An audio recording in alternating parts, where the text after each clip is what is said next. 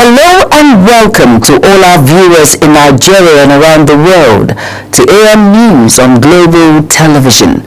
Coming to you live from the nation's capital, Abuja, I am Jumai Manson. A quick reminder that Global Television is on DSTV channel 365 and Star Times channel 276. You can download the Global TV Nigerian mobile app for Android and iOS devices to keep track of our broadcast. Now the news info. President Bola Tinubu has rescheduled his official visit to Kaduna State. Instead, he will travel to Benue State on Wednesday, June 18th, 2025, as part of renewed efforts to foster peace and address the persistent conflict affecting communities in the state. Special advisor to the President on Information and Strategy, Bayo Ononuga, said this in a statement he signed, noting that the President had been scheduled to visit Kaduna State on Wednesday to commission various state government projects. President Bola Ahmed Tinubu has commissioned Greater Abuja Water Supply Network to enhance potable water distribution across the Federal Capital Territory. President Tinubu described the water initiative as a transformative project that enhances national development agenda. Godwin Sunday has details. The Greater Abuja Water Supply Project is a major infrastructure development aimed at significantly improving access to safe and clean drinking water for residents of Abuja. At the commissioning of the water project in Abuja, President Bola Tinubu lauded the partnership between the administration of the Federal Capital Territory and the Chinese government. He explained that the water project involves the construction of 4 pipeline loops that will increase the city's water supply capacity by 480,000 cubic meters per day, raising the total capacity from 240,000 to 720,000 cubic meters daily. This water infrastructure is not only a technical milestone, but a moral one, because it is about equity. It is about ensuring that no part of Abuja is left behind in our national development agenda. When we speak of Renew Hope agenda, this is what we mean. Tangible, people-focused projects that improve the daily lives of ordinary Nigerians. Water to drink, to clean, to grow, to build. That is the real project. In his remark, the Minister of the Federal Capital Territory, Nyesom Wike, says the project will support sustainable development by enabling existing water plants to operate at maximum capacity, reducing resource waste, and fostering local employment and skill development. He added that the expansion of the water project is designed to serve approximately 2.5 million residents across 50 districts in the Federal Capital Territory, including 50 estates and mass housing scheme in the phase 3 and 5 of the city. I want to say today that we almost completed the procurement process to give water to Buhari, give water to Kubwa, give water to Karu and some other communities. So we are not only providing water to the city, we are also providing water to the satellite towns. This initiative is among several projects of the Federal Capital Territory Administration (FCTA) led by Minister Nyesom Wike. Godwin Sunday reporting for Global Television News. The Inspector General of Police, Kayode Egbetokun, has assured the people of Benue State that security agencies will redouble their effort in ensuring that lasting peace is restored to pave the way for peace and tranquility in the state. IGP Egbetokun gave the assurance during his on-the-spot visit to the state to ascertain the level of devastation of the recent attacks by suspected armed herders in Benue State. Correspondent Felicity Indere tells us more. The visit of the Inspector General of Police, IGP Kayode Egbetokun, and the Chief of Defense Staff, General Musa Christopher, and their delegation is to commiserate with people of Benue State over recent suspected armed herders attacks that claimed dozens of lives and to have a first-hand assessment of the damage left behind by the attackers.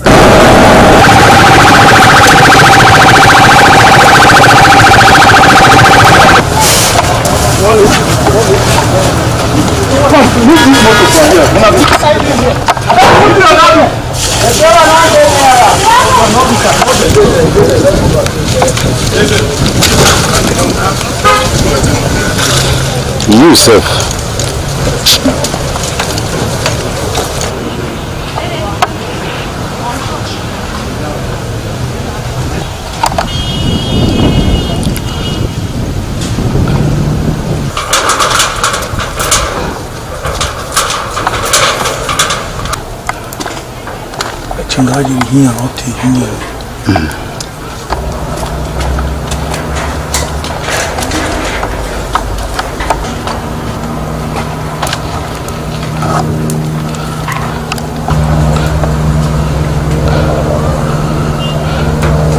The people of this community are not alone.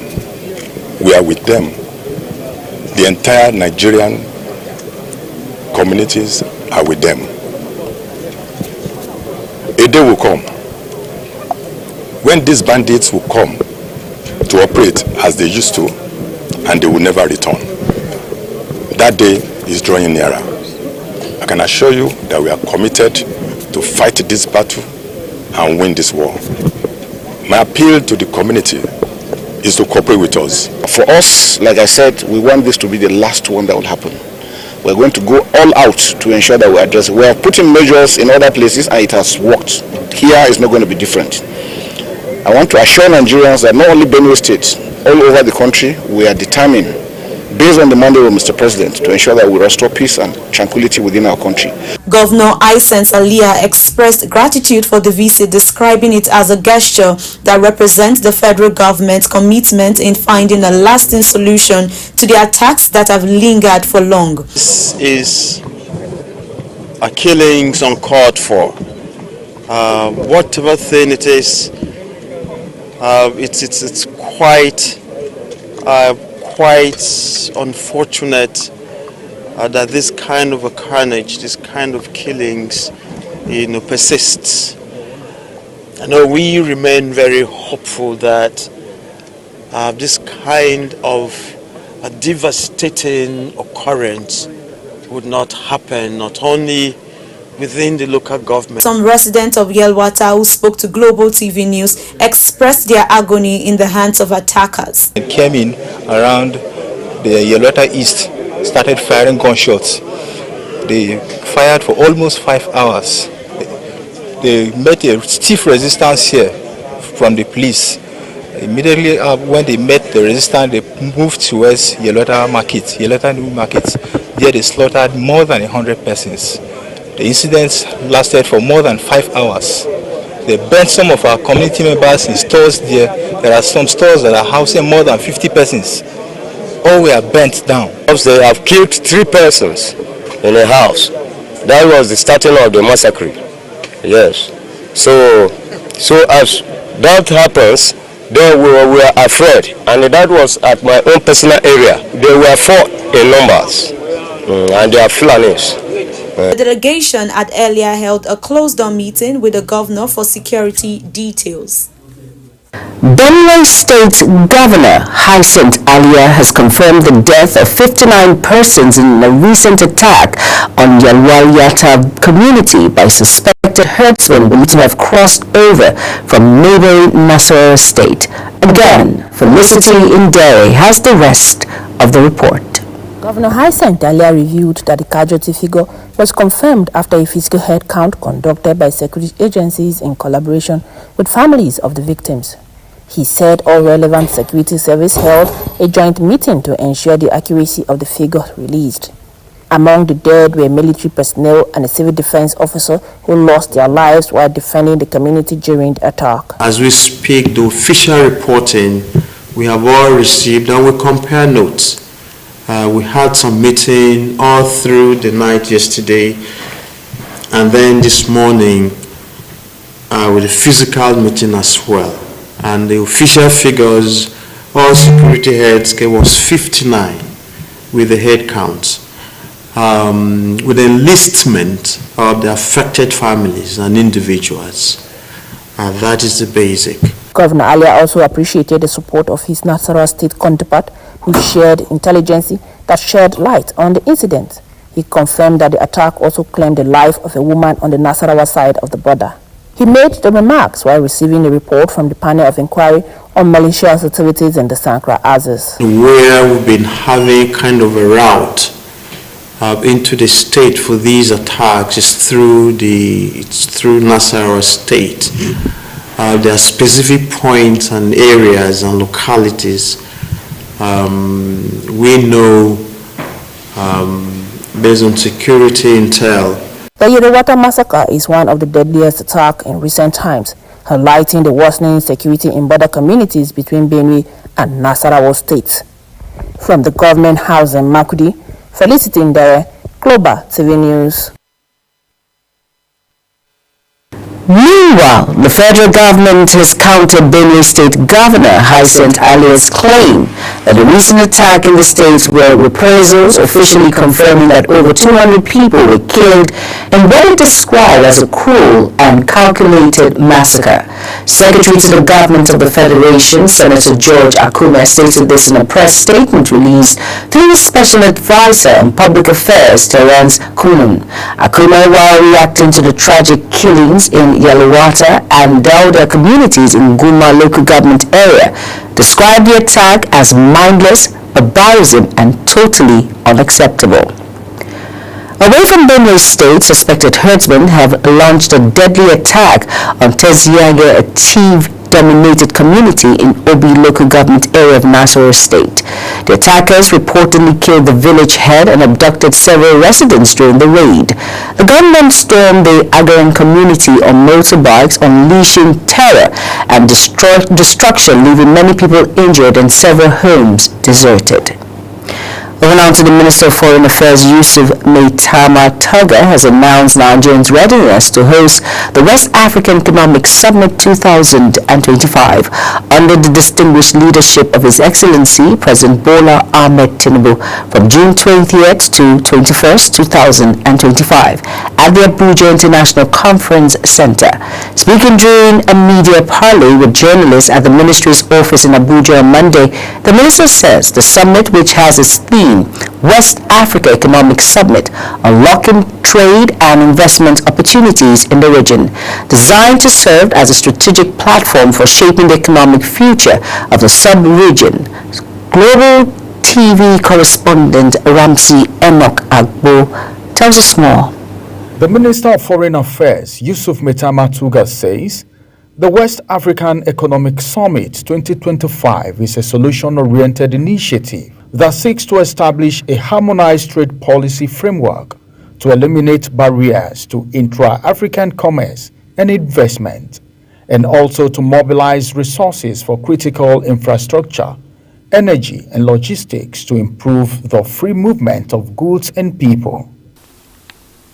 WISE 2025 is a solutions-oriented initiative that seeks to establish a harmonized trade policy framework to eliminate barriers to intra-African commerce and investment, promote inclusive economic growth with particular attention to empowering women, youth, and small and medium enterprises. The summit will feature a high-level dialogue between heads of state and business leaders, culminating in a joint communique that articulates shared regional priorities and concrete plan of action. The summit is to facilitate deliberate steps toward a prosperous, united, and globally competitive West Africa. Summit highlights will feature the following key components: a presidential roundtable and CEO forum, a high-level dialogue between heads of state and business leaders, culminating in a joint communique that articulates shared regional priorities and a concrete plan of action. Ramsey Enoch Agbo reporting for Global TV News. Let's turn to other stories now, where the High Court of the Federal Government Territory has granted bail at 2 billion naira to a former governor of the Central Bank of Nigeria, CBN, Godwin Emefiele. Justice Halilu Yusuf, in a ruling, granted the bail after Emefiele was arraigned on an 8-count charge in which he is accused of, among others, unlawfully acquiring a housing estate comprising 753 units, allegedly stealing and taking control of billions of naira in proxy accounts.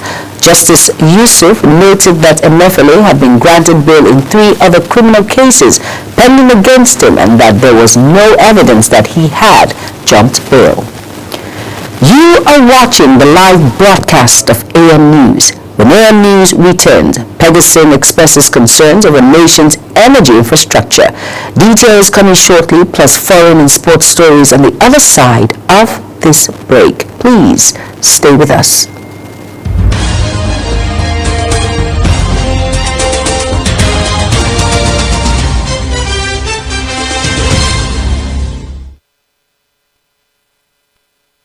Do you know that global television can be watched in Nigeria and all over the world?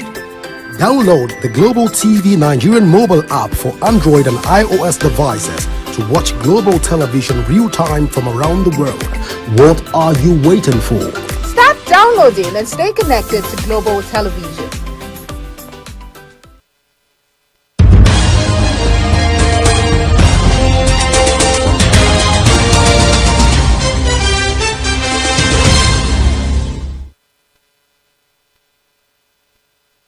You're welcome back, and if you're just tuning in, this is AM News on Global Television.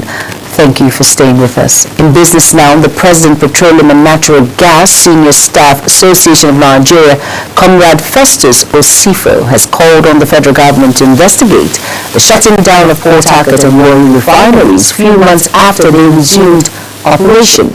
The association's president made this known while addressing journalists on critical issues impacting the nation's oil and gas sector. Godwin Sunday was there for Global TV News. The President, Petroleum and Natural Gas Senior Staff Association of Nigeria, Comrade Festus Osifo, called on the federal government to urgently rehabilitate Nigeria's 4 national refineries and consider investing majority shares to the private sector, adopting a model similar to the Nigerian liquefied natural gas, NLNG. We are calling on government and the handlers of the refineries, the management of NNPC Limited, to look at the full scope of the refinery, to look at the operational model of the refinery, and to yield to the time-tested call that we have made in Pengassan. Successive administrations in Pengassan has called on government at all levels, most especially because these are federation assets, to come together and ensure that our refineries are managed optimally. The union proposed the creation of strategic petroleum product reserves across Nigeria's 6 geopolitical zones to mitigate fuel shortages and ensure a stable supply. He emphasized the need for long-term strategic planning in the energy sector. Then, on the issues of pipeline vandalization, a lot of these companies, they have deployed private drones. A lot of these companies, they brought in security experts, even from abroad, on how the issues of pipeline vandalization could be curbed. Whereas, in other countries, these are facilities that are protected by government. So government must be alive to its responsibility to ensure that the oil and gas infrastructures across the nook and cranny of Nigeria, they are well protected.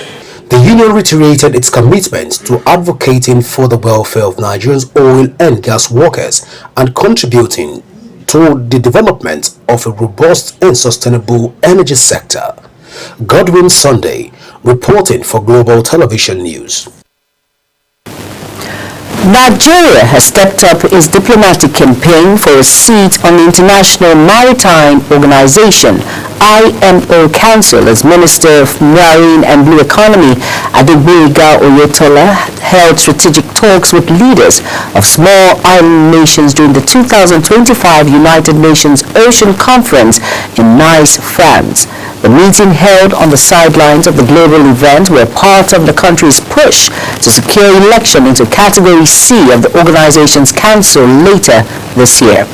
The meetings underscore Nigeria's commitment to build an alliance with countries that, through geopolitically distance, share common vulnerabilities and aspirations within the global maritime community. Nigeria has recorded a third production decline in the first 5 months of 2025, dropping by 32,759 barrels per day, which indicates insufficiency in tackling issues surrounding investment, pipeline vandalism, and theft.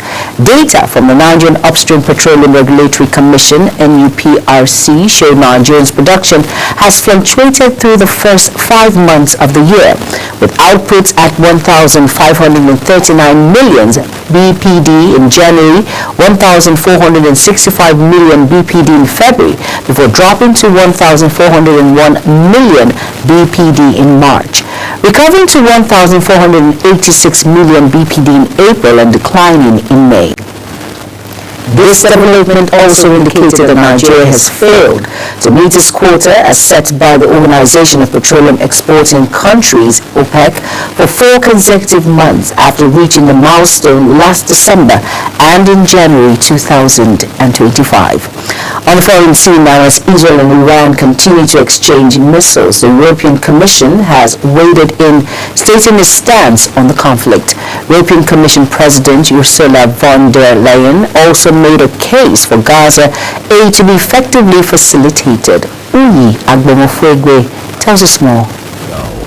European Commission President Ursula von der Leyen says she told Israeli Prime Minister Benjamin Netanyahu that diplomacy is ultimately best on Iran, but stopped short of calling for an immediate ceasefire. Iran should never acquire nuclear weapons. So in the call with Prime Minister Netanyahu, he described the situation. We were both, of course, aligned in the fact that Iran should not have nuclear weapons without any question. Of course, I think a negotiated solution is in the long term the best solution. She, however, made clear that in her telephone conversation with Prime Minister Netanyahu, they both agreed that Iran should not be allowed to acquire nuclear weapons. I insisted and urged that humanitarian aid that is not reaching Gaza has to go into Gaza. He promised that this is the case and that this will be the case, so I will be working, coming back home from G7, on having a close look at the facts, where our humanitarian aid is, how it reaches Gaza, whether it gets into Gaza, what we can do to make sure that humanitarian aid reaches the people in Gaza. Von der Leyen, who has been critical of Israel over its offensive in Gaza, placed the blame for the new conflict on Iran, pointing to the UN nuclear watchdog's finding earlier in the week that it was not in compliance with its obligations. Uyi Agbomofwegbe, reporting for Global TV News. U.S. President Donald Trump has made remarks to reporters with Canadian Prime Minister Mark Carney as the Group of 7 popularly called G7 summit begins in Canada. Before heading into a meeting with Carney, Trump said expelling Russia President Vladimir Putin from the group, then called G8, was a mistake. He also said he feels a U.S.-Canada trade deal is achievable, but will not give up his belief in tariffs. Meanwhile, United States President Donald Trump has warned Tehran not to strike any U.S. targets, just as he lauded Israel's offensive while denying Iranian allegations that the U.S. had taken part. Trump says if we are attacked in any way, shape, or form by Iran, the full strength and might of the U.S. armed forces will come down on you at levels never, ever before. End of quote. And in sports now, the Nigerian National League (NNL) says it will announce date and venue of the Super 8 playoffs next week. The playoff will determine the 4 teams that will gain promotion to the Nigeria Premier Football League (NPFL). Osun United, Crown FC, Con Khalifa FC, Warri Wolves qualify for Conference A and B respectively. Al Hilal has increased their offer in a desperate attempt to sign Nepalese Victor Osimhen this summer. The figures could make Osimhen the highest earning footballer from Africa. The Saudi Pro League said the side had tabled a contract offer worth of 50 million euros per year without bonuses in a bid to tempt the 26-year-old. Felix Fernandez, the sports director of Barcelona, has met with the local press and did not hide the club's disappointment about the recently completed season. Also addressing the summer moves expected, Fernandez admitted that Matheus Fernando and Clement Fersh are not just targets in the market, but may soon be added to the roster. While it was implied that many changes have happened in the roster, Trent Forrest, who has a contract for 1 more year, is not expected to leave. As Global TV AM News comes to an end, here's a recap of our top stories again. Brought to you that President Bola Ahmed Tinubu has commissioned Greater Abuja Water Supply Network to enhance potable water distribution across the Federal Capital Territory. And then we said Inspector General of Police Kayode Egbetokun has assured the people of Benue State that security agencies will redouble their efforts in ensuring that lasting peace is restored to pave the way for peace and tranquility in the state.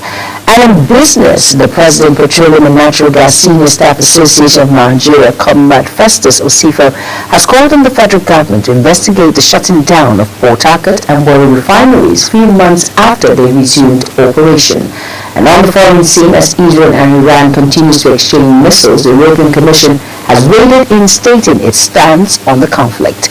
And finally, in sports, the Nigerian National League (NNL) says it will announce date and venue of the Super Eagles Super 8 playoffs next week.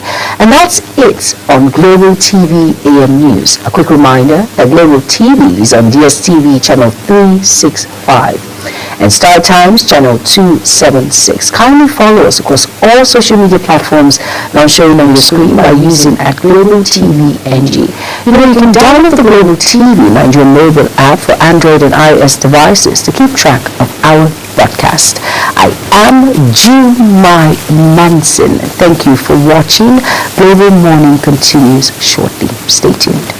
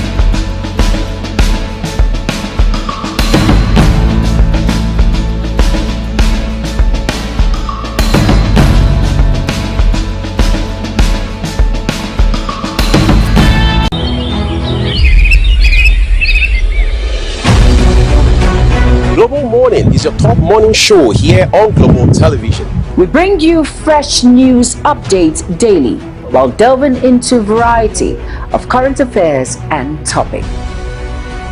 And at the same time, keeping you well informed about important events, both national and internationals. Global Morning serves as a valuable source of information, helping viewers like you start your day well informed. Stay connected from Monday through Sunday to a wide range of latest news making rounds on Global Morning. What is your problem? We're on the road to protest. And the president meets all of our demands.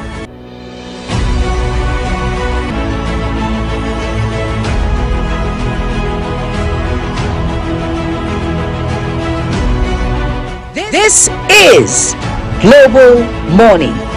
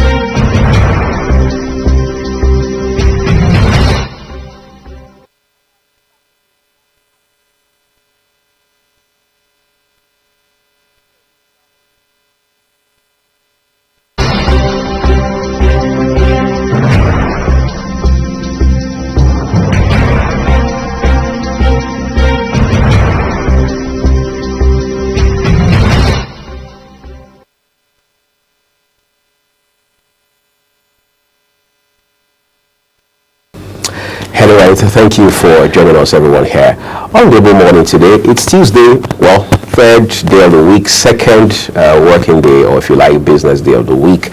As always, it's a delight to have you join us here every weekday, and in most cases on weekends as well. I'm Uyi Agbomofobe. I have an emergency co-host this morning. By the time you meet her, I'm sure you're going to raise your glasses for her. Oh, that is flattery. It won't get you anywhere. It is what it is now. It is what it is.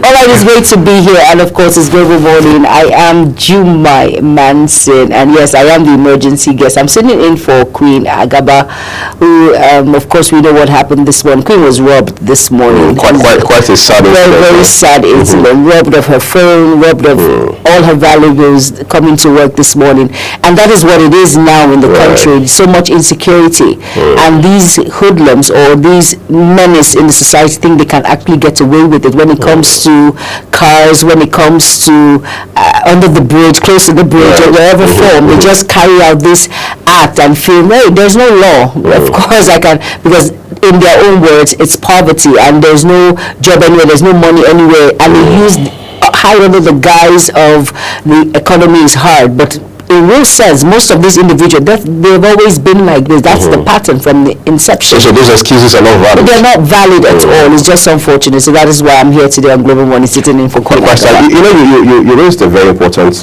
point. I mean, when you talked about how that the insecurity is heightening and all that. And what really strikes a chord for many of us is the fact that this is the capital, the federal capital. Exactly. Right? It is right in the middle of it. Yes. As we call it, the central business district. Right. So at the end of the day, the real concern is how worse is it away from Abuja, away from the nation's capital, when you go to other towns and cities across the country and things like that. Of course, as they say, the police can't be everywhere. No, they cannot. But how much more work should we be doing to check all of this? Because you see, like we said a while ago, most times it's not even so much about the items that have been stolen from the person, from the victim, as it is about the traumatic impact that it has on them. Some persons never recover from it. Others would have to spend a long time recovering from it. And then you need therapy, you need some sort of psychosocial support. You know, of course, you need God, no doubt about that. But how do we begin to work towards a definitive solution to that problem? Look at police to citizen ratio, for example. How many policemen do you have to whatever number of citizens in Nigeria? That conversation is one of the big elephants in the room. It's not overdue.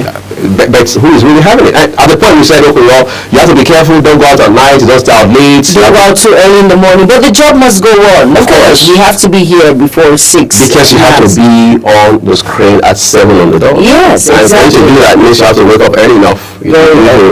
Hit the road in good time, and time is of the essence. It is in this industry. You know, at the beginning, we heard of the One Chance incident, which is very prox in Abuja, as we all know. These individuals are not. They find new tactics every single time. Some might be on a bike, and you might just be walking. And just tell you, bring out a knife, and they tell you, hand over your phone, and you are dumbfounded. You're wondering what is happening. And if you try and struggle, you know that you're going to the other side of the world and all of that. But it's just unfortunate that this is what it is now. The high rise of insecurity is something else, especially in Abuja, really. Like we mentioned, one of our colleagues, Adnan, his pieces, his Mac, you can imagine, 2 of them were taken from him, and it was 7 in the evening. It was still a bit bright. At an area that's supposed to be very busy, an intersection in the very heart of the federal capital. A central area, to be precise. And it's just unfortunate that he's in his 20s, a young boy trying to make ends meet, coming to work, going back home with lots of work, and then the next thing you know, all his work, years of work, gone. And guess what? Mark is very expensive. You find out that these boys might sell at the rate of 20,000, not knowing the worth of that particular piece. Just so they can eat and then buy substance. Exactly. It's just unfortunate that this is where we are. But at least it's not as worse as what is happening in Benue State at the moment, where there's a massacre of individuals being killed in Yatawata local government area. What happened, God, is very sad. Very sad. When I watched the clip, I cried. The woman that 5 of her kids were burned. It's just unfortunate that we cannot stop talking about this. We can't stop talking about it. I think it's a conversation that will be here for a while. Yes. Because, I mean, for obvious reasons, come to think of it, how do you start consoling a woman who has lost 5 children? In the first instance, I mean, for parents, they can relate better, right? So, at the end, it just goes to show that Benue is the hotspot right now. At the point, like I was saying to a few colleagues yesterday in the newsroom, who would have thought there was going to be a time when you were going to have a situation where you move attention away from the northeast. We're not talking about the north central. Exactly. At the point it was just Zamfara in the northwest. Exactly. And then it was Katsina before that. Today, what are you looking at? You are looking at the point it was Jos. We had curfew there. Yes, we did. Even under the current governor, Caleb Mutfwang, and today it's Benue State.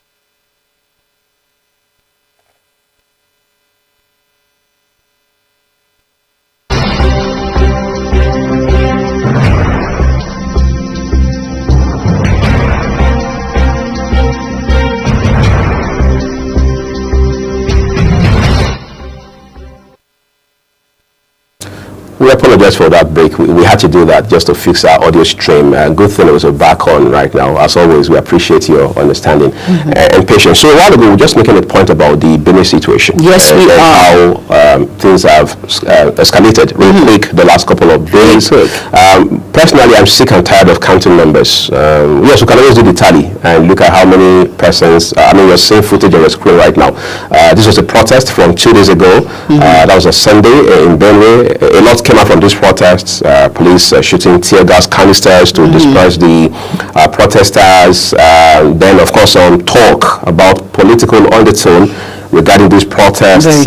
What's more, we heard some of things about how that, some person said it was some political interests, all right, who were behind it, sponsoring it, and so on and so forth. But here, what we do is not to take side with any of the vested interests. It is to cut through the noise, right? All of the drama that follows, and then look at what really are the issues. What are the issues? The issues are clear. First of all, lives are being lost virtually on a daily basis. These are people's breadwinners. These are people's parents, people's children, people's relatives. These are people's loved ones ultimately. So those are the issues. What are the issues? The issues are that Benue cannot make progress as a state. Under the circumstance, that much is clear. Okay, well, there are people who say, let's find consolation in the fact that the IGP, that's the Inspector General of Police, has now said that, the police authorities have deployed special forces to Benue to curtail this phenomenon. That sounds great. We should find some consolation in that. The Chief of Defense Staff has also been there on the ground. We saw him talking yesterday right there from Makurdi. What's more, resources have been deployed, massive resources have been deployed to fight all of this menace. And then ultimately the president, we've been told, will be there in person tomorrow, Wednesday. As a matter of fact, we are made to understand that the Benue case is so important to President Bola Tinubu that he had to cancel his earlier scheduled outing in Kaduna State just so he can go to Benue. Because when people say, when a log of wood falls on top of another, a sense of priority demands that you cut the one at the top first. All right, so hopefully that's what President Bola Tinubu is doing. Well, as always, there are people who have said this is long overdue. Should have been there earlier. After all, he didn't visit Mokwa during the flood. Very true. He had to be, if you like, he had to be sort of motivated enough to want to say, okay, let me go to Benue. But you see, all of these incidents are also about, if you like, test of leadership.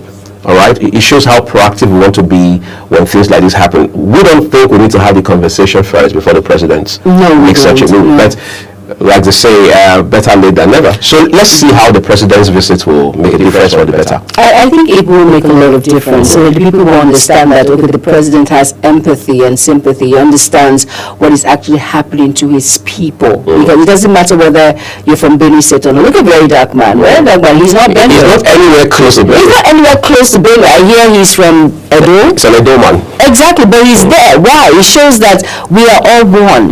These are my brothers, these are my sisters who are, and this is my fellow countrymen. My fellow countrymen. And the thing is, it might be Benue today, you do not know the next state tomorrow. Because we have not nipped this particular issue in the bud when it comes to security. We have a lot to do when it comes to insecurity. I keep saying it. Look at the widespread. For those individuals that were in Lagos and they will tell you, oh my goodness, it's just Borno, it's not in Sambisa. That was just in Sambisa. But now look at the spread now. So it's just unfortunate that this is what it is, but really the presence of the president will go a long way to give individuals succor to have that sense of belonging that they are not alone in this. The president, our dear president, understands the pain in which they are going through, and I'm sure it will pave a lot of ways. I'm very sure too, on the top of my head, that the governor is looking forward to that visit. So you can also use that opportunity to present to the president firsthand what the real situation is. Exactly. As against the president's hearing in Abuja, I mean, he has to be on the ground to see what exactly is happening. Again, this has raised concerns around whether or not, in practical terms, the governor is the chief security officer of the state. Yes, well, he is. that's what the conversation we'll be having today. Well, there's somebody from Benue who will be live with us in the studio today to help expand this conversation, highlight what the real issues are, and then the gentleman will also be joining us via Zoom from Benue to look at the protest. What impact did it have, for example? All of the political gladiators in Benue State, what roles have they played or continue to play towards ensuring that we find not just peace or tranquility, but lasting peace going forward, right? We're also going to look at the papers for you, as we do every other day here on the program, so we can guide you through the news and help you avoid fake news and misinformation. Sharon Ajay will cook something for breakfast, or at least give you some idea as to what you can do for breakfast. And then whatever it is that's happening on social media, we'll also bring it out here today, and then give you an insight into what's happening on the foreign scene. Of course, Iran and Israel are still exchanging ballistic missiles as we speak right now. What exactly is happening on that front, we'll talk about that as well. And then G7 has started, all right? What are the 7 biggest economies, the most influential nations in the world saying about the war in Ukraine, the conflicts in the Middle East, and everything else about global economy? Well, stay tuned, because it is really, really loaded.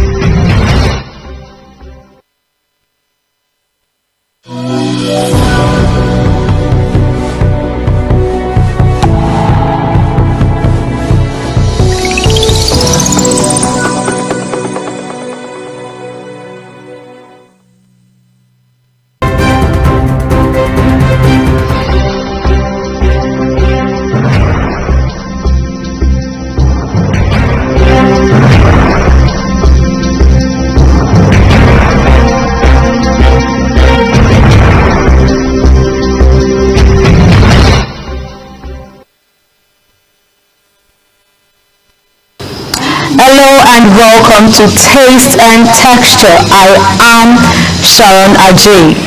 Today we will be learning how to make tiger nuts. Tiger nuts is a very delicious, nutritious, and very allergy-friendly. This milk works great in baking, cooking, or just in your morning coffee. It's slightly sweet and nutty, a really tasty alternative. Tiger nuts and tiger nut milk are great for vegan, keto, and low FODMAP diets. They are rich in minerals, vitamin E, and are touted to have lots of benefits. And guess what? They are not nuts at all. Tiger nuts are actually a tiny root vegetable. Deceptive name, right? Of course. But really, they are really awesome little vegetables. They have a flavor very similar to almond milk. Naturally a little sweet, milky, and slightly nutty. The simplicity of this recipe is just it. And with tiger nut and water, you can get a delicious milk alternative that can be there for you even with some of the most intensive allergy protocols. But of course, everybody is different. But try out tiger nut and see if they are right for you. Now let's move on to the ingredients we'll be needing. We'll be needing the star of the show, that's the tiger nuts. We're needing bananas, dates, coconut, ginger, and of course, water. Well, come along, let's try our hands on it. We would be making use of dried tiger nuts. You can as well use the fresh one. You start by putting them in a bowl and add water until the nuts are submerged in the water. Then cover the bowl and let it soak for a day or two. This helps soften them and can reduce anti-nutrient. You could leave them in the fridge or not, but the water should be changed at intervals when not stored in the fridge. Then you proceed to rinse them thoroughly, set aside and prepare your banana, coconut, ginger and dates. Take the seed out of the dates and cut the rest of them into small chunks. Put them together with the tiger nuts, transfer them into a blender and blend with fresh water. Once blended, it will look frosty, creamy, and a lot like almond milk. Transfer them into a bowl and add some ice cubes to avoid them going sour. Next, you'd need to use a nut milk bag to strain your tiger nut milk. Pour your tiger nut milk through a nut milk bag and add some water. Squeeze it in a large bowl. Then proceed to pour into your mason jar. Close with a tight-fitting lid and store in the fridge. Enjoy your tiger nuts. Well, that's it on Taste and Texture. I am Sharon Ajay. Global Morning continues shortly.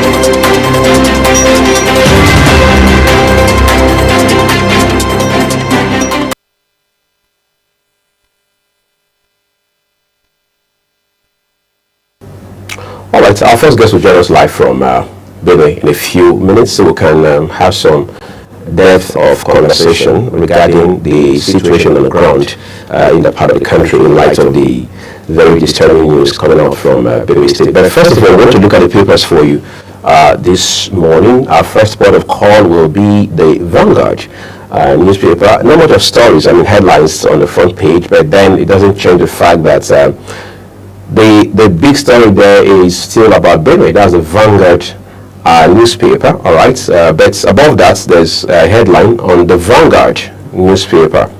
When you look at the Vanguard newspaper, top of, just above the nameplate of the Vanguard newspaper, it says Israel-Iran war, 330,000 fleet Iran, oil price drops 4%. All right, that's quite a number there. 330,000 people now have fled the Iranian capital, that's Tehran. Of course, they're fleeing for their lives. That's a no-brainer.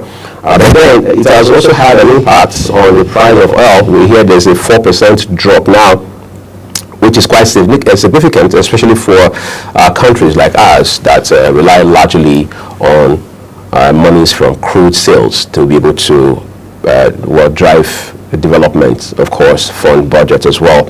I just sent the Vanguard nameplate this morning. It says bloodletting, Tinubu shifts Kaduna trip, heads for Benue. June and I spoke to you about that just a while ago. Life is about priority. The president also realizes that, more than ever before, we have to do what we have to do. So if we have to cancel the Kaduna trip just to see Benue through, it's worth the investment of time and other valuable resources. So we'll keep you posted on what the president visits is going to be like. Tomorrow is his day of arrival, and then we'll continue to follow that development for you. Our next point of call this morning is the Guardian. Yes, it is. Newspaper. Of course, the Guardian newspaper at the moment, above the nameplate, it says Dangote PMS diesel aviation fuel free delivery, and of course that's Bonanza, and it begins August 15th, 2025. And you can find that read on page 3.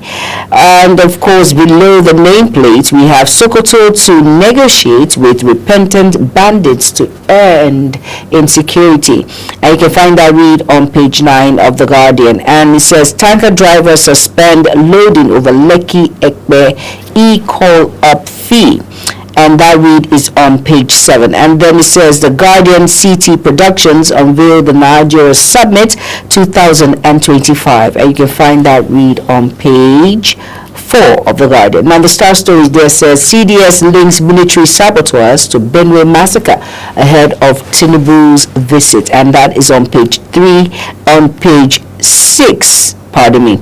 And of course, we have a picture of our dear President Bola Ahmed Tinubu, the governor of Benue State, Hyacinth Alia, and of course we have Nuhu Ribado there, and then of course we have the Chief of Defense Staff, no other person than General Christopher Musa, and then we have the Inspector General of Police, Kayode Egbetokun there. And then besides all of that, it says NMDPRA CEO traveled on official engagement and not under investigation. And that is on page 7. Now over to Patrol Stories here now. Pegasus accuses government marketers of exploiting consumers. And of course that read is on page 4. Damagun denies defection plans as Tinubu X8 vows to plot his 2027 defeat. And that is on page 6.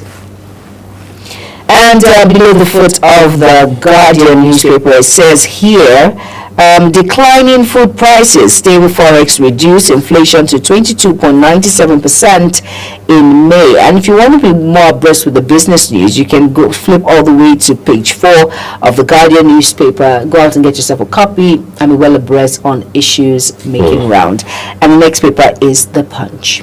All right, let's take a look at the Punch newspaper for you, everyone. Quite a number of stories we've got here today, but we're just going to maximize our time to be sure that we're able to turn attention quite adequately to the development on the ground in Benue State. Above the name of, well, let's say just adjacent the name mast of the Punch newspaper, It says Benue bloodbath, CDS IG launch cross-border manhunt, 4 killers. All right, it has a rider there with it as well. Read up those details for yourself, or you pick up a copy of the Punch newspaper this morning. Those details await you on page 2. If we take it down a little, it says with Akika 2027, APC talks tough as pressure mounts over Tinubu's running mates. Of course, that's a controversy had been running for a while about the number 2 citizen of the country talking about the Vice President, Kashim Shettima. We saw what happened in Gombe State 2 days ago, the row that we saw there, and all of that. People within the APC say, well, whatever you said was a family matter. Yes, emotions did run high. We can't run away from that, but then they are still going to rendezvous and they are going to iron out their differences moving into 2027 and all of that. But the APC apparently, from all we see right now, is the party to beat for obvious reasons. It's the ruling party at the federal level, and we are seeing even sitting governors move now from other parties to join the APC. And then, of course, on the other side of it, we see coalition talks going, and the APC continues to say, look, this coalition needs to the light of day. But we wait to see, and we'll continue to keep you abreast on these developments as politicians go to war. I mean, as the president said, if anyone wants to defect from his party, let's just see how well this plays out. For me, it's just for the benefit of individuals in the country. I don't even care who's on the seat. I don't care who's on the seat of power, as long as Nigeria is moving in the right direction. Right direction, and there is focus, and everything is in tandem with what you have promised. Right. I have no problem with that, and I'm sure many Nigerians like They don't care really about who is there. I don't even care who is there. Do the right thing. Just do the right thing, and let's move forward. Right. I think that's perfect for me. I like how you ended up. Let's move forward, quite frankly. All right, moving forward now means we're going to take a quick break from the papers so we can join our first guest this morning to help beat some part of this conversation into context for you. Do stay with us.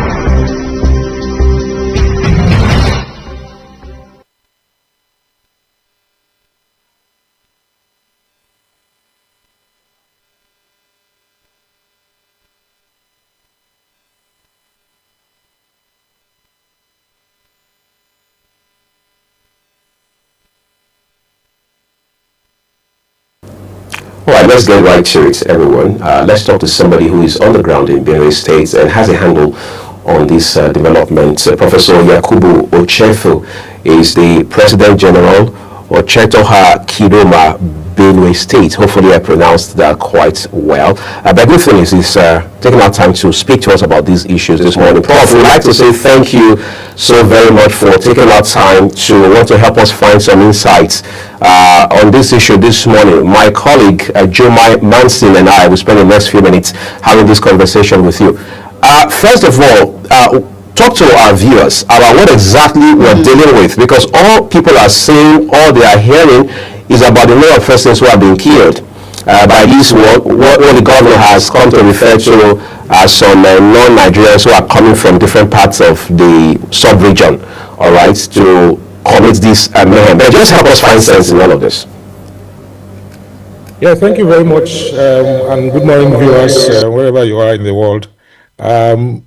It's important that we contextualize the crisis from a deep historical standpoint, from the political imperatives that have come to bear over time and space, and from the lack of trust amongst our political elites in closing ranks to deal with this matter that has been around for a pretty long time.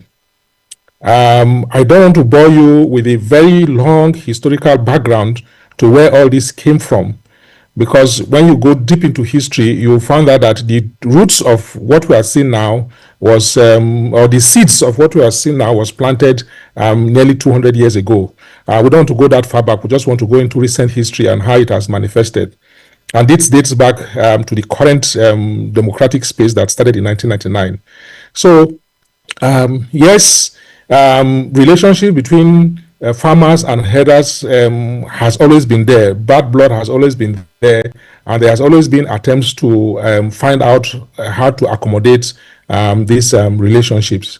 But in the last 20 years, a combination of the land grabbing, mineral exploitation, and political interests from across Nigeria and across the world have all cumulated into the type of crisis that we are seeing in Benue State, in Niger State, in Kaduna State, in Zamfara State, and in parts of Taraba State. And that's why I said if we don't contextualize all this and see how it is playing out, we're not going to get to the roots of it. And depending on the decisive role where the leadership, the political elites, or the ruling elite come together and close ranks and says we don't want to have this type of problem in our location, you see it either escalating or reducing, as the case may be. So that is the context in which I want us to understand how we got to where we are now as far as the crisis is concerned. Right, Professor Yakubu, thank you once again for joining us on the program Global Morning. For some, we interviewed the Commissioner for Information yesterday, and he said something vital, that most of these killings that we hear of coming from Benue State is blown out of proportion. How true is it when we have visuals to prove otherwise? I mean, the visuals tell the story. I have been to the front line myself. I've gone and sat with the widows who explained to me firsthand how their husbands were massacred, how their children were killed, and how they barely escaped with their lives. So the numbers are not escalated at all. I have been in a situation. I was a vice chancellor of a university in Taraba State in 2013 when communal crisis arose. And it was alarming to see how numbers were being played out. Those of us who are on the ground see these figures, and then we read reports from journalists who never came to the scene, or government agencies who want to mask the figures, saying a totally different thing. So the figures that are being bandied about by government are clearly not true, because on ground, with the visuals that you have talked about, the numbers are very clear. About the security agencies that are there in Benue State, how well are they trying to curb this particular situation on the ground? Are they doing their best, or what is actually going on? What do you see since you're on ground? Talk a bit about the security agencies there a bit. Let's know. Yeah, the security agencies are actually doing their best, but the terrain in which they have to operate and the resources with which they have to operate it is a challenge. We spoke with some of the councillors in Apa local government, and they said that because of the poor state of the roads, help will take at least 2-3 hours to come from when the first responders make their call. On motorcycle, it will take that long. If you are going with a vehicle, it will take even longer. And I mean, in a crisis situation, 30 minutes is enough to cause mayhem. And if response does not come within a very short period of time, it's a problem. So there's a nexus between the infrastructure, the rural infrastructure, and some of the security challenges which they face. And so if the rural roads are not there are no bridges, there are no covers in the rainy season, no matter how quick you want to respond, you cannot do so. So that provides a challenge for the security agencies when they want to respond. Once they are called to the situation, they cannot get there as quickly as they can. Of course, we have to add the fact that the resources that are available to them vis-a-vis what the ordinances that are being brought into battle by these combatants is also another thing that we need to discuss as well. So Professor Yakubu, I want to put you on the spot a bit now. You know, yesterday we hosted Senator Abba Moro on the program Global Television, and he said something. He said the governor, no other than Hyacinth Alia, he doesn't want to work with anyone when it comes to this particular issue on ground. It's like he's, in his own words, folding his arms. How true is that statement? Has the governor come out to be empathetic or try his best to actually curb this menace in Benue State at the moment? The governor, as the chief secretary of the state, necessarily has to take the bulk of the blame. Just like President Bola Ahmed Tinubu is taking the bulk of the blame. And his actions and inactions will definitely be interpreted by the people who are on ground. For example, the young people who were protesting in Makurdi were saying the speed at which security agencies were called out to stop them from protesting, if that same speed had been applied to Yelawata, where the last crisis took place, they would have been impressed. So there's that nexus between the actions of a chief security officer and the speed and capacity with which he responds to crisis. So I think it is in that context that Senator Abba Moro is faulting our governor. And indeed, a lot of people on ground are saying that the response rates, official response rates, is not impressive at all. And so something needs to be done about that.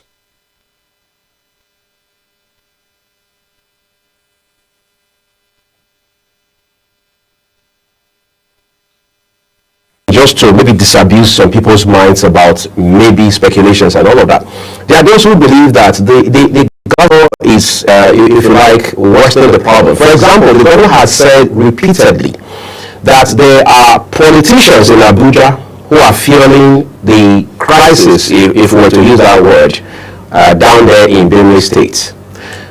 The same governor has said this week, for example, that it is, well, some elements from outside of Nigeria who are coming through our land borders with the sole purpose, sole objective of land grabbing. Help us situate exactly whether the governor understands from the way he speaks to these issues what exactly is going on.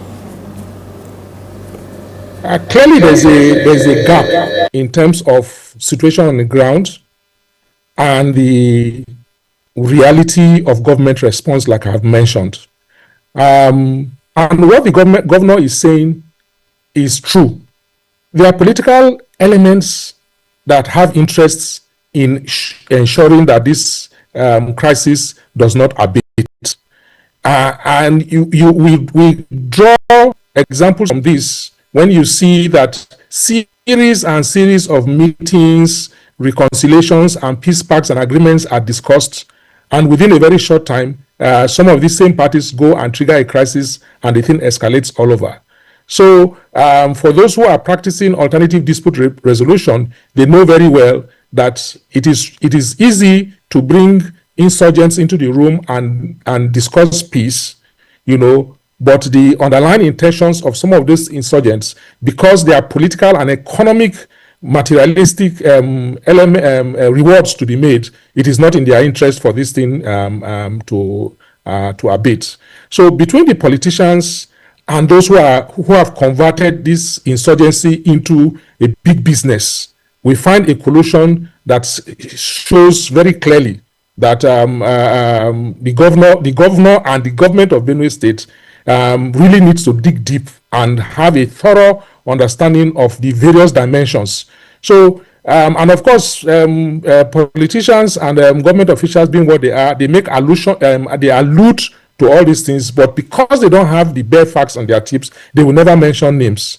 You will never hear that when they say politicians in Abuja, who are the politicians in Abuja that you will not I cannot identify clearly and come out and challenge them to come and deny the fact that they are not doing what you claim that they are doing. Yes, foreigners and mercenaries and fighters from outside Nigeria have also been captured and killed in the combats.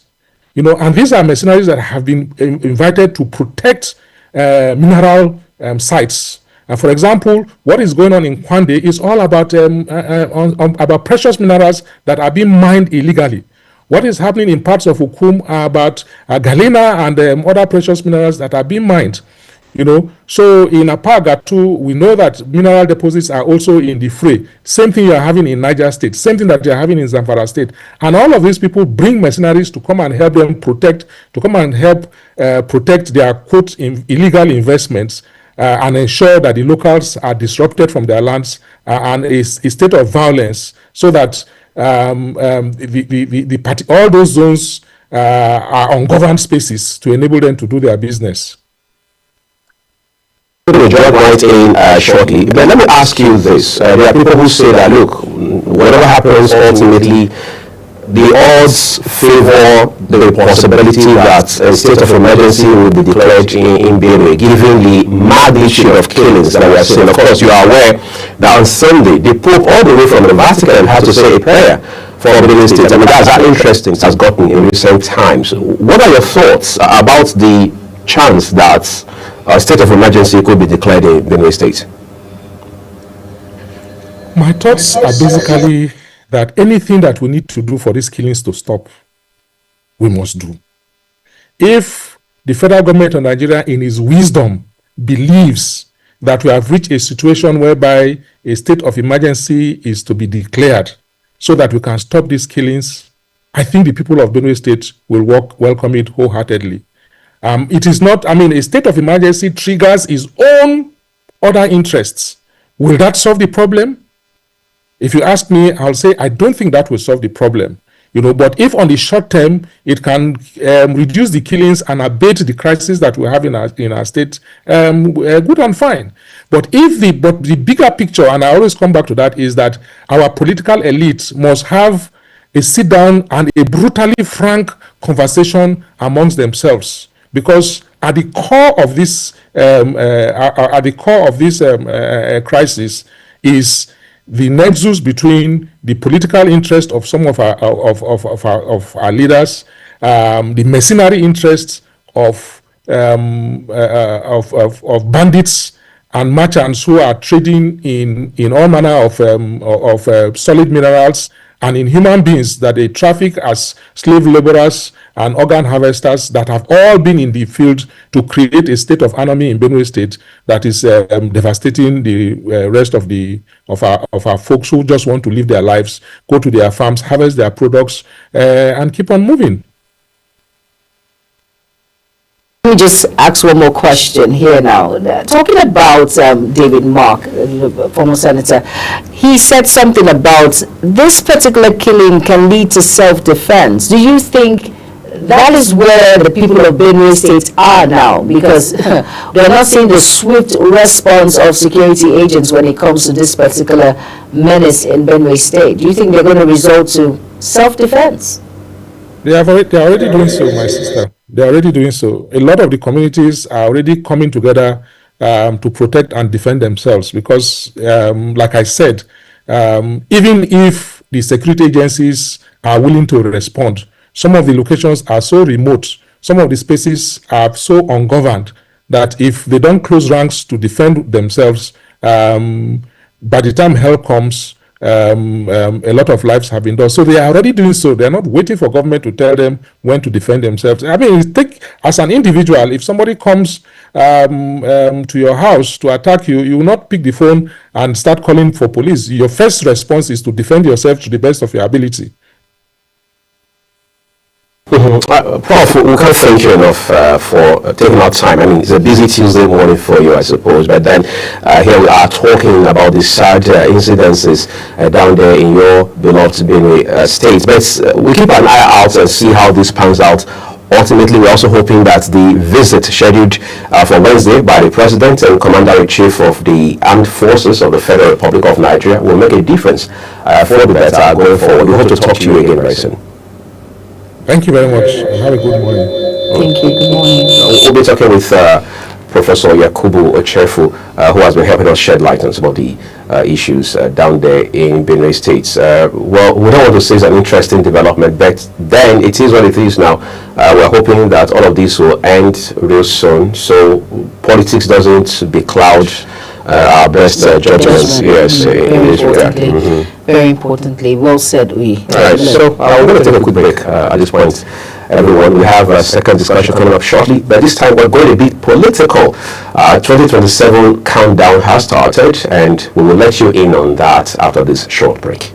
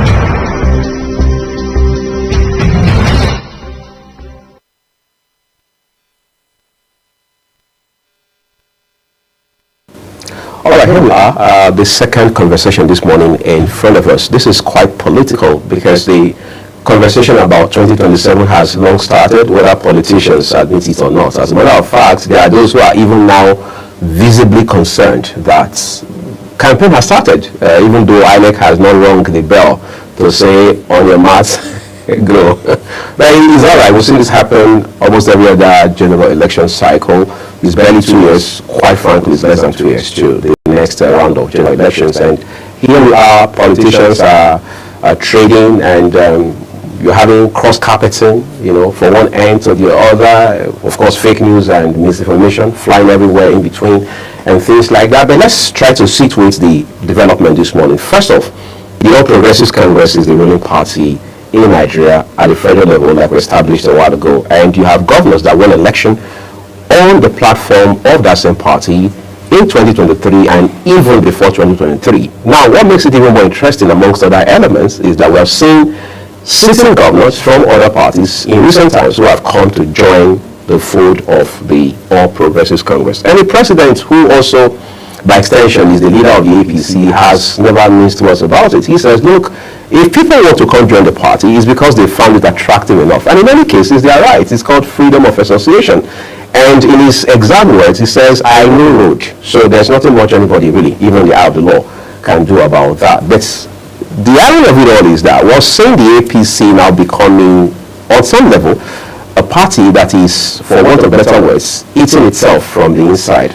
Now, here's the context. We're seeing people who are resigned from either the membership of the party or from the government itself, and how they have continually railed against the party. Now, we're not talking about Malam Nasir El-Rufai this morning. We're looking at even people who, after him, have formally led the party, led the government, and working openly with the opposition against the interest of the APC. Now, add to that, there are people who talk to off air who say that there are still card-carrying, bona fide members of the APC who are working against the interest of the party, especially in light of the 2027 general election. And that, again, just helped to thicken the narrative about a possible political coalition that is being put together towards 2027. This morning, I'm joined by someone who is an insider, has his ear and eye to the ground within the All Progressives Congress, a staunch supporter of President Bola Tinubu, and someone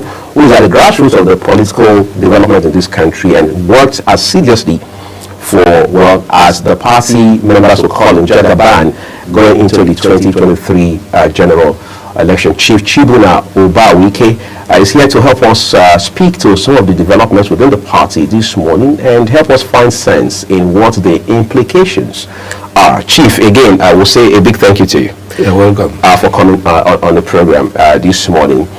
You and I will agree, at least for once, that your party has recorded a lot of gains in recent times. Yes. Yes. The APC has evolved, it has metamorphosed, it has been strengthened.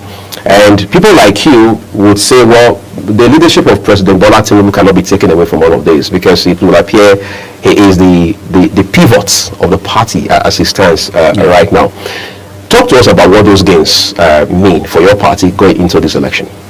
The gains, brought about by the leadership of His Excellency President Ahmed Bola Tinubu will strengthen our party to go into the election, and it's a plus, a big plus, a positive development for our party, and it will enable our party to campaign well and be able to garner more votes to win the 2027 general elections.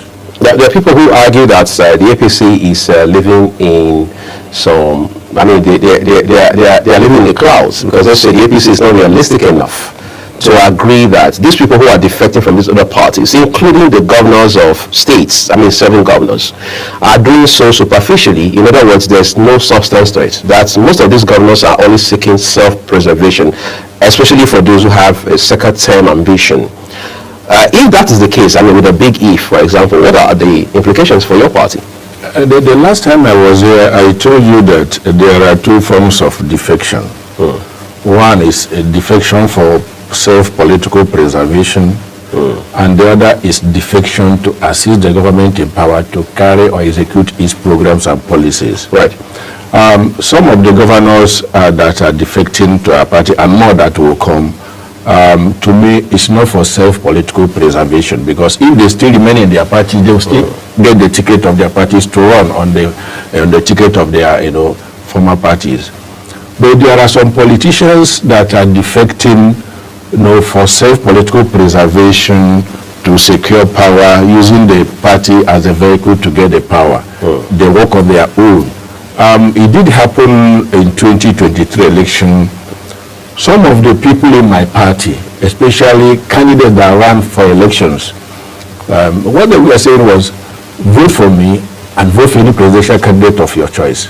Especially from my side from my geopolitical zone. That was why my party performed abysmally in my zone, Southeast. Some are still coming.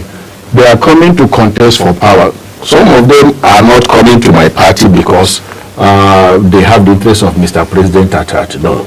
So that's why I call on Mr. President to look inwards. There are, grassroots mobilizers who are closer to the grassroots. Empower them. These are people that will get you the votes, not some of these decampees, because they are coming to say, vote for me and vote for another presidential candidate of your choice. We have seen it happen in 2023. It is going to even happen more in 2027. So we need to work assiduously to empower those who are the grassroots mobilizers to be able to get us the vote, because the votes counts at the polling units. It just gets interesting with your party, and 2027 doesn't even make it any less interesting. I'll give you an example. So look at Delta State, for instance. Well, there has been the issue of how that former Deputy President of the Senate, Samuel Agege, was the leader of your party in Delta State up until when the governor, Sheriff Oboriwori, defected to the APC. And of course, we know how these things work. On account of his office as the governor, he becomes the de facto leader of your party in that state. There are people in your party who say this will create a lot of conflict, because look at Akwa Ibom, for example. Akwa Ibom governor has also defected to your party, and today Governor Eno is a member of the APC, and by virtue of that, the leader of your party in Akwa Ibom state. How much of infighting are we seeing already, or are we likely to see on account of these conflicts? Now let me take the issue of Delta State.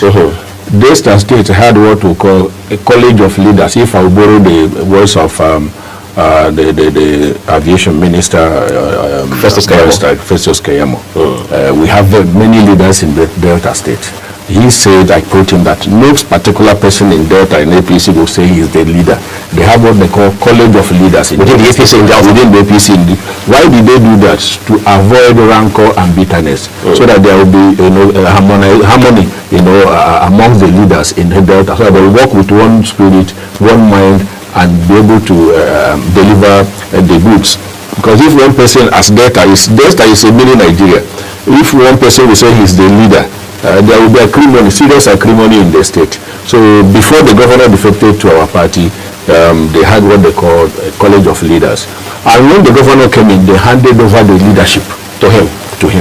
So the governor today is the leader of the party in Delta State, but he's working together with the college of leaders, so that all of them will work together harmoniously to assess the power and deliver on their mandate. That's a bit interesting, because people who talk to you on the ground say, going on the issue of Akwa Ibom, right? The governor, yes, has defected to our party. But Akwa Ibom produced the Senate president, the number 3 man in Nigeria. By political hierarchy, the Senate president is number 3 man. But what is happening in Akwa Ibom now is that the governor and the Senate president and the other leaders of the party in the state are working harmoniously together. So there's not going to be any rancor, no bitterness in Akwa Ibom. So can we categorically say that the president of the Senate, Chief Godswill Akpabio, is the leader of your party in Akwa Ibom State? He is the leader of the party in South Zone. The entire zone? Yes. He's the Senate president. He's the leader of the party in South Zone. Interesting. But let's talk about Delta again, because that's an interesting case in point. Samuel Agege has obviously, this is not, it's in the public, governorship ambition. 2027 is around the corner, for example. Of course, Sheriff Oboriwori is going to stand for re-election in 2027. You think this college of leaders idea is going to help fix that? But I believe that the governor, having defected to our party, will be given the right of first refusal. Whosoever that has ambition to run for governorship in Delta State from my party for now, to me, the person should share it. The governor has the right of first refusal, and I believe my party will give the governor the ticket. And even before he defected, from the information we gathered and things it was part of the agreement. He was a performing governor. He was working. So, and then coming to my party with that what he has done and what he has continued to do, we don't have any choice than to give him the ticket to run. All right. But let's talk about issues that have nothing to do with ticketing, right? For example, we're seeing, if you like, almost like a barrage of resignations. Well, let's talk about some of these other persons now who say they left the APC and they left the government. Some of them did not say they left the APC, at least there's no formal resignation to that effect, but they left the government. And every time someone leaves the government, apart from maybe former Minister of Women Affairs, Barrister Kennedy Oneye, for example, every other person seems to be working against the APC. In our case, she has come out clearly to say, look, I'm working and mobilizing for the president going into the 2027 election. Let's talk about the factors that may be responsible for how that somebody leaves the government and then starts to work against that government. One of them just granted an interview recently, just 2 days ago, saying that he would work against this government. And let me tell you something. Instead of you to be in a party and be sabotaging the party from within, the best thing is for you to go and go work against it. And go work against it, come appear. So some of those people you see are saboteurs within the party. And unfortunately, some of them had a problem with the government. There are some that are still in the government as well. The last time I came here, I said, I know one minister that is working against this government. But you didn't mention them. If you allow me, I'll mention his name. By all means. By all means, go ahead and mention him. And also give us the reason you think he's working against the government. The Minister of Environment, he's working against this government. In what sense? He's truncating government's economic policy.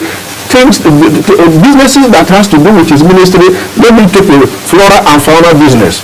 That is live animal export, reptiles and wood exportation businesses. These businesses are regulated by international body called CITES, Convention on International Trade on Endangered Species of Flora and Fauna. Now, Nigeria is a signatory to CITES. And this international law, Nigeria domesticated, they have their own version, which aligns with the CITES Convention. And it empowers us to trade in animals that are both endangered and non-endangered. Endangered has regulation that you obtain what we call CITES permit to export. I think it's becoming more interesting, Chief. We need to talk about this and take it home all the way. But let's take a quick break at this point, everyone. And when we return, we'll get to talk about all these issues as they affect this government.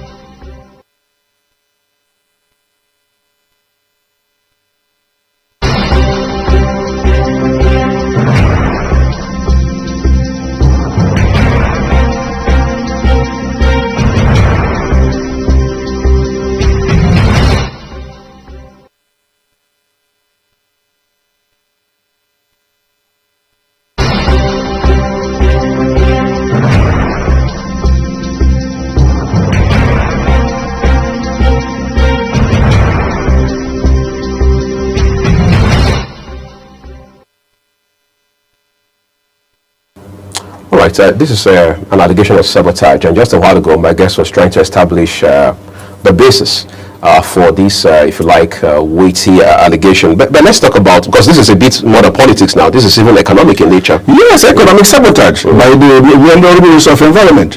When you apply by the law, when you want to export wood, you make application to the Ministry of Environment through the Department of Forestry. Now, government has lifted the ban on wood exportation. So if you are a exporter of wood, you apply because there are wood species that are endangered, that there is restriction on them. So when you apply, the Department of Forestry will vet your application. If you qualify and the ones you want to export are not the ones that are are not very restriction, they approve the permit for you, the approval, and send to the minister for final approval. When you send, he will sit on, he will not approve. And when you export, you aim for the exchange for the country, you create job, you put food on the table. and we're talking about economic diversification. What of the reptiles? Nigeria is a signatory to this CITES convention, and we have many of these reptiles endemic to Nigeria. Some of our neighboring countries come here, they poach them, export to their countries. Now, when you apply to export them through the Department of Forestry, when they vet it and say you meet with the requirements, because they are relevant requirements, when you meet with it and they know that this species you apply for is where they can easily give you the permit, they approve it and then you pay. And then they send to the minister for final approval. The minister will sit on it. He will not approve it. This is an avenue to earn foreign exchange for the country. It's an avenue to create more jobs. It's an avenue to empower people, and then add to the GDP of Nigeria. He will sit on it. It is pure economic sabotage. And knowing from where he was coming from, he was verified age when he was the DPEDG. He was a chief of staff as when he was a city minister, and he was the secretary to the government of Ghana State to verify toward the 8 years from 2015 to 2020 as a governor. So you know where he's coming from, and he's in this government. And look at what his principal is going to the government. So there are a lot of them. The president should look inwards. All his appointees that are serving and sabotaging the government from within, they should be shown the way out. Some of them will have the conscience to resign and go and begin to talk against the government. Meanwhile, they were sabotaging the government. That is the thing we are facing. Has anyone made an attempt or put in the efforts to say, let's see what, I mean, based on your allegation, this minister is not approving all of these requisitions. There may be ethical concerns, there may be issues around the legality or otherwise, and things like that. I mean, several elements that we may not be privy to. Has anyone gone ahead to want to find out about this? I will use myself as an example. Right.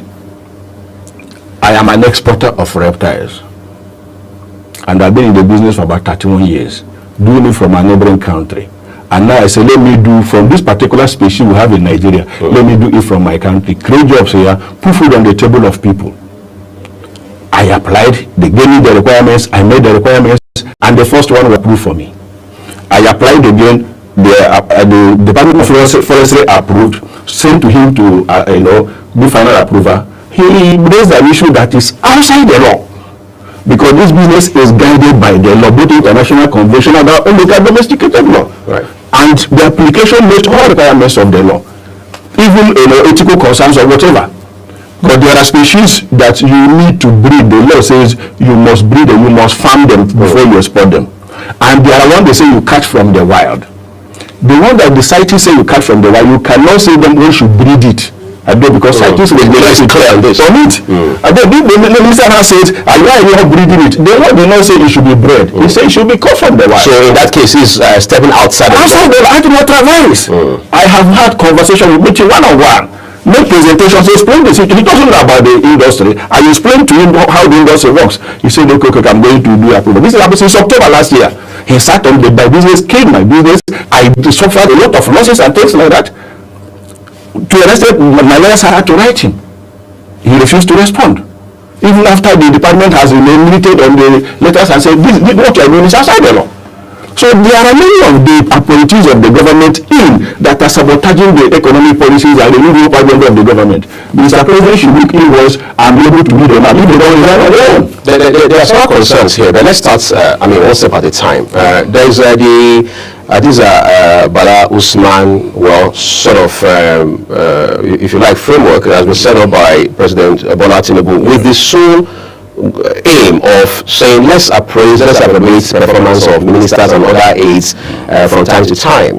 This government, under the leadership of your party, has had 100 days in office, half-year appraisal, 1 year in office, in fact 2 years in office.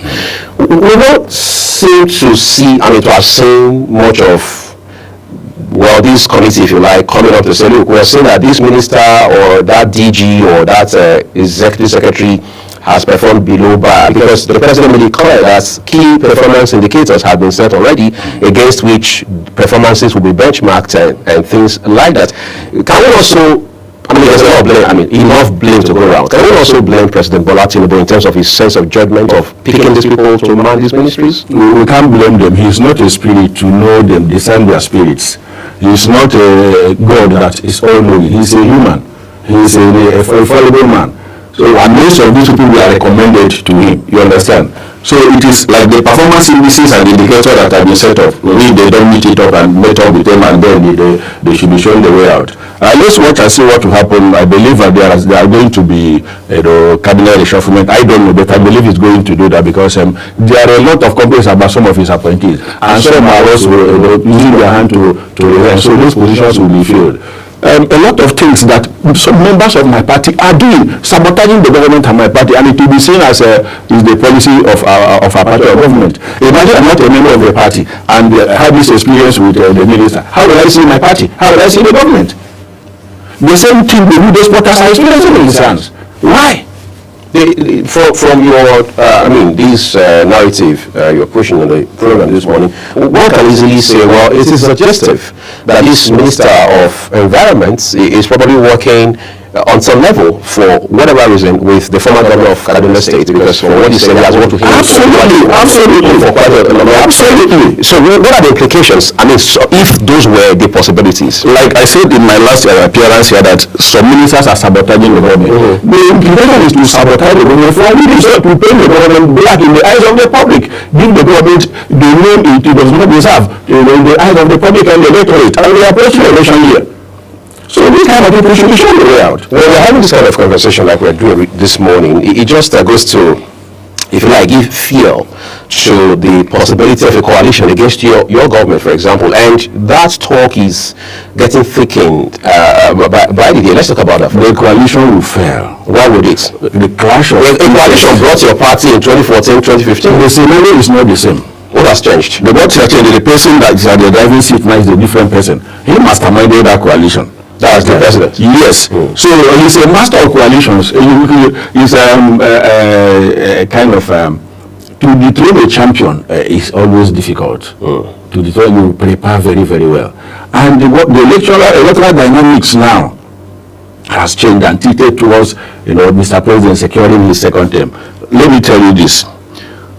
Before my president emerged as the candidate of our party, a lot of artificial barriers were erected against him. First, the chairman of our party, the person that was supposed to be the chairman of my party, there was a conspiracy against him by these same people that went to form coalition, that he should not be allowed, because if he is allowed, I participated, I campaigned for that person. If he is allowed that he will hand over the ticket to Mr. President as an aspirant then, and he had not declared his intention openly then. They conspired and took away the chairmanship from him and handed over to somebody that they said will give them the ticket. And the person got in now and also betrayed them. And betrayed another person, if not that the members of NWC wrote and said, we cannot support Mr. President, did not say he should be so and so person. That was an artificial barrier to push Mr. President out. Who was then an aspirant. He dismantled that impediment. And finally, during the primaries itself, I was there at Ego Square. I participated. A lot of things happened, but he was able to weather the storm and defeated all the other aspirants. Now, in the election proper, there is no barrier that he is the president that experienced the highest number of conspiracy, both from within the government of our party and outside. But he dismantled all those barriers. And you're talking about the last straw that broke the camel's back was the Naira change. Because in Nigeria we play money politics. There is no way you will run an election in Nigeria without spending good money.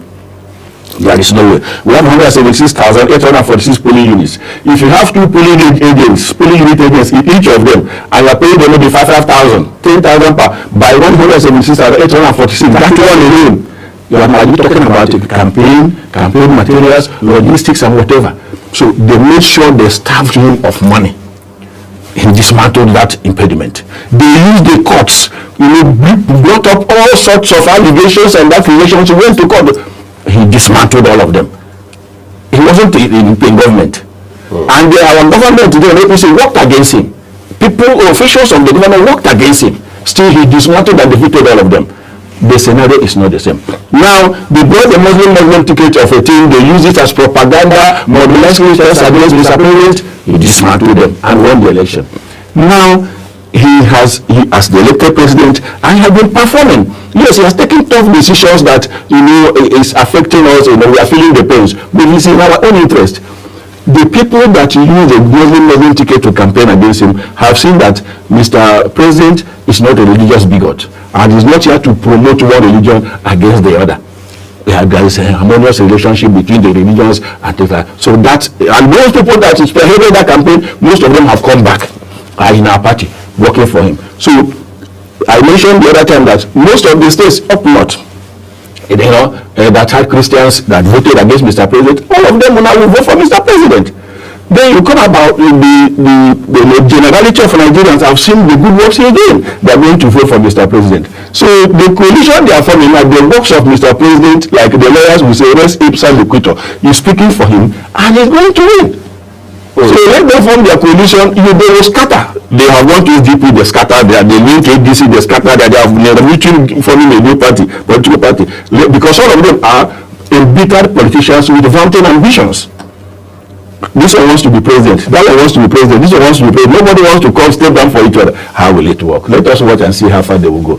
But we are waiting for them. We are mobilizing, irrespective of the sabotage, in-house sabotage of some members of our party. We have identified some of them, and we are working to truncate whatever evil plan they are bringing up to stop Mr. President election. Mr. President is costing him to victory. It's not going to be easy, but we are going to win.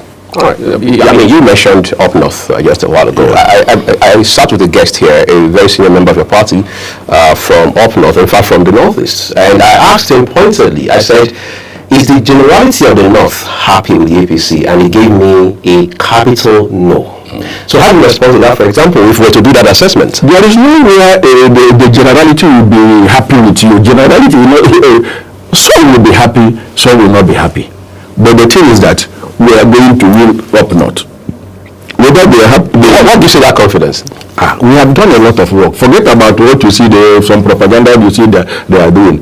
Yes, they have to try as much as they can to instigate hatred in the house of Northerners against Mr. President. But I had a question here the other day.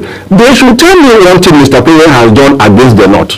One singular thing has done against the interest of the North that brought about this if appointments are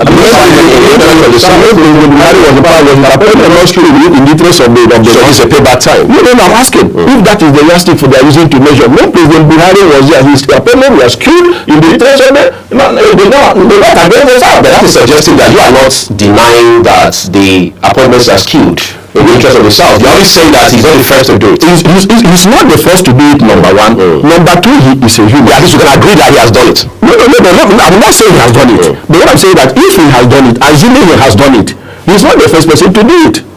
Assuming he has done it, he's not the first person to do it. Are those people performing? Are they delivering? You could recall from 2015 to 2023, there was no project that was commissioned in FCT. No single project. 8 years. Is it the same today? Those people that are going to paint this scenario to you. Mr. President is going to win the southern states.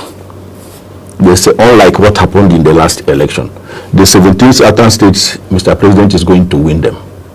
We will win FCT. We will win most of the, if not all the north central states, we are going to win. They will now go to do battle in the northwest and northeast. Sounds like the APC has a lot of war chests, whatever that means, that is banking on. But let's begin tied up, Chief. There was a bit of drama. Some people say it's melodrama. Someone described it as some sort of opera in Gombe State this week. I'm sure you know what I'm talking about. Yes. Talk to us about what that incident was about.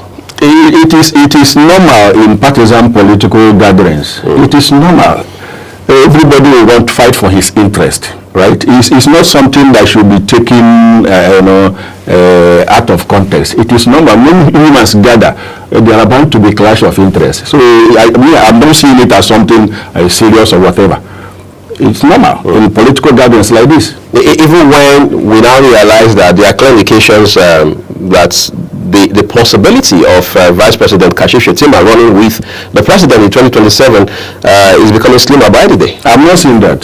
Because that was what the story was essentially about. How that is done alongside his principle. It is insinuations and the propaganda of some people. The vice president has not come out to say, I am being marginalized in this presidency. I have seen, if they have not seen, I have seen Mr. President delegate duties to the Vice President time and time again. And remember, the constitutional duty of the Vice President, one, is to be the chairman of the National Economic Council. Right. That is clearly spelled out.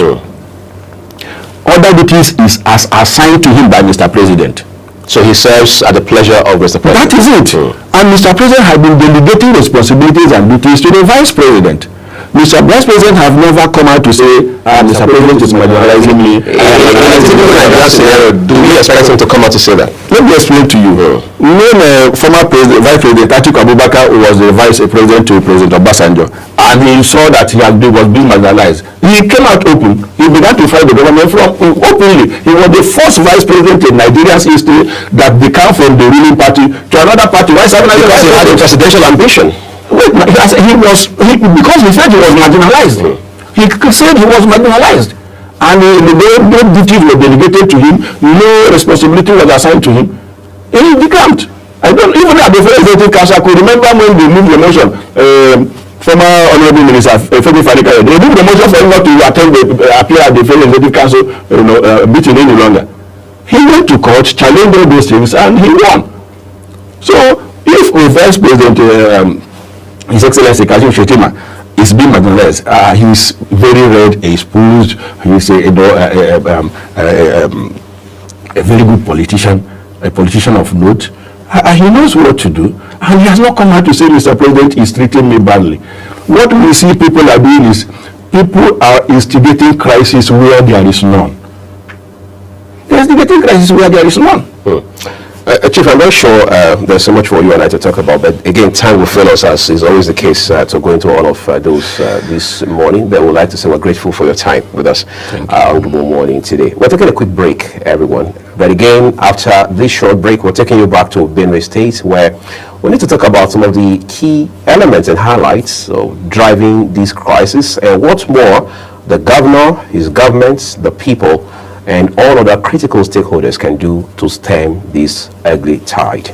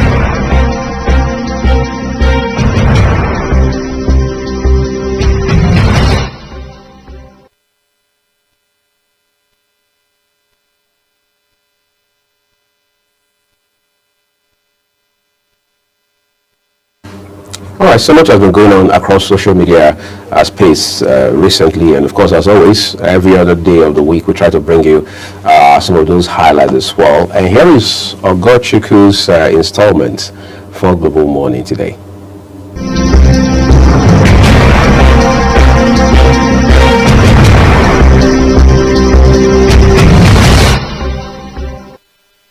Good morning. morning, Global Morning Crew, and good morning to you, our viewers. I am August Kumobno, and it is time for Social Buzz. Many residents feel dead in coordinated attacks on Yerwata and Daudu community in Goma local government area of Benue State. The Chief Press Secretary to the State Governor, Kola Teso, said reports from security operatives indicated that 45 people were killed in the attacks, which started on Friday night and continued to the early hours of Saturday. He said, well, the report we have from the police is that 45 people lost their lives in the attack of Yerwata, but Matthew Nyan, a community leader in Yerwata and former aide to ex-governor Samuel Otom, stated that 200 residents lost their lives, including 5 security officers. While the Pope has also expressed concern over the killings in Benue State, he stated that most of them are internally displaced persons sheltered by the local Catholic community. Speaking just before delivering the Sunday Angelus prayer, the Pope prayed for security, justice, and peace in Nigeria, adding that he was thinking in particular of the rural Christian communities in Benue State who have been relentless victims of violence. Well, responding to the attack, Amnesty International Nigeria on Saturday called on Nigerian authorities to immediately end the almost daily bloodshed in Benue State and bring the actual perpetrators to justice. Let's take a look at the short video from the Pope. Nella notte tra il 13 e il 14 giugno, nella città di Yerwata, nell'area amministrativa locale di Guma, nello stato di Benue, in Nigeria, si è verificato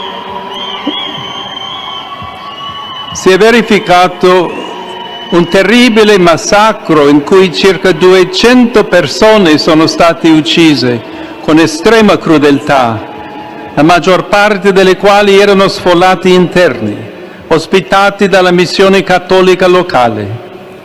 Prego affinché la sicurezza, la giustizia e la pace prevalgano in Nigeria, paese amato e così colpito da varie forme di violenza. E prego in modo particolare per le comunità cristiane rurali dello Stato di Benue, che incessantemente sono state vittime della violenza. Well, that's it there. It is a sad one indeed for the people of Benue State and the people of the Yerwata community. And a lot of persons are online speculating, different people with different opinion. But then, what is the government doing about these killings? It is becoming too much. It is becoming an everyday thing. Every day we wake up scared that we're going to hear one bad news or the other coming from Benue State, and it's not supposed to be so. One non-peaceful community now is in disarray because of banditry, and a lot of persons are left homeless, and relatives all crying and protests here and there for a peaceful Benue State. Something we all know that Benue State is known for farming, and it's called the food basket of the nation. People now are scared to visit their farms to farm for produce. Well, we'll be taking comment from social media, and the first and only comment we have for today is coming from Dennis Ogwezi. And Dennis says, it's sad that this could be happening in Nigeria. The Pope could lend a voice, but the security chiefs, government and president, even his wife, not a single word. Every complacent, God save Nigeria. Well, God save Nigeria indeed. We all want a peaceful Nigeria where everyone can coexist, irrespective of your religion, your tribe, and ethnic group. You understand? So this is what we want for the country. We want where everyone can be free to air your opinion, free to do whatever it is. You don't want to wake up to hear bad news. You don't want to go to your farms and you are scared of the next possible action that could happen at the farm. And this have led to a lot in the country. People no longer go to farms, and try to help Nigeria indeed and save the country from all of this chaos. So that's it today on Social Board. You can kindly drop your thoughts on YouTube using the handle showing on the screen and be part of this conversation. Right here, I'll be leaving in the hands of the Global Morning Crew as Global Morning continues.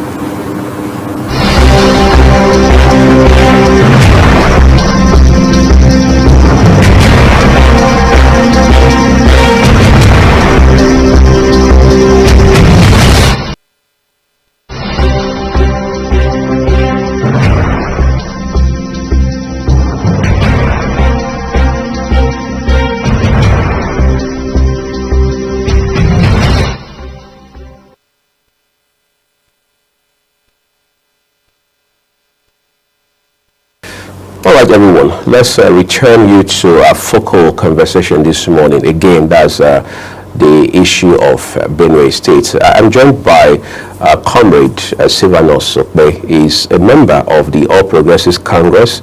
He's also a political commentator. Of course, he has also been part of political development at the grassroots level there in Benue State. He's here to also shed light and some very vital thoughts on these very disturbing developments. So I'd like to say a big thank you to you, Silvanus, for coming on the program. Thank you. This morning. I mean, if I didn't know you enough, I would think you were here on behalf of the organized labor, given the way you addressed this morning, but that's not the case. So let's start with what's happening in your dear state. That's where you're from. So there's a bit of, some measure of emotional attachment to all of these issues and all that. But away from emotion, away from all of the noise we're hearing coming out from that state, given what you know based on fact, what exactly is happening on the ground?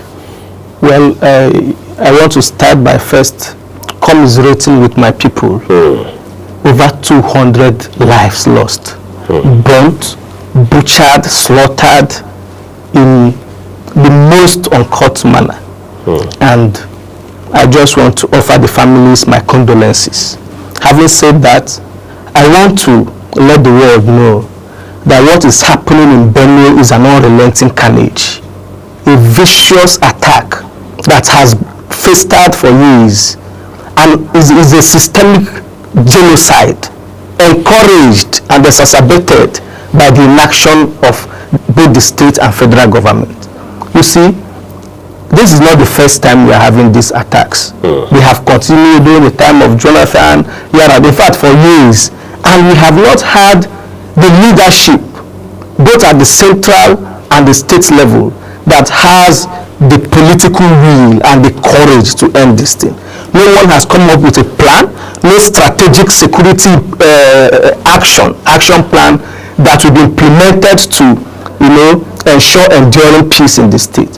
And it has cost lives. Many people displaced from their homes. Many Benue people are living in IDP camps for years now. When the governor came on board, during the electioneering, he promised to return them in his first 100 days in office. He spent 2 years. We did this 2-year celebration.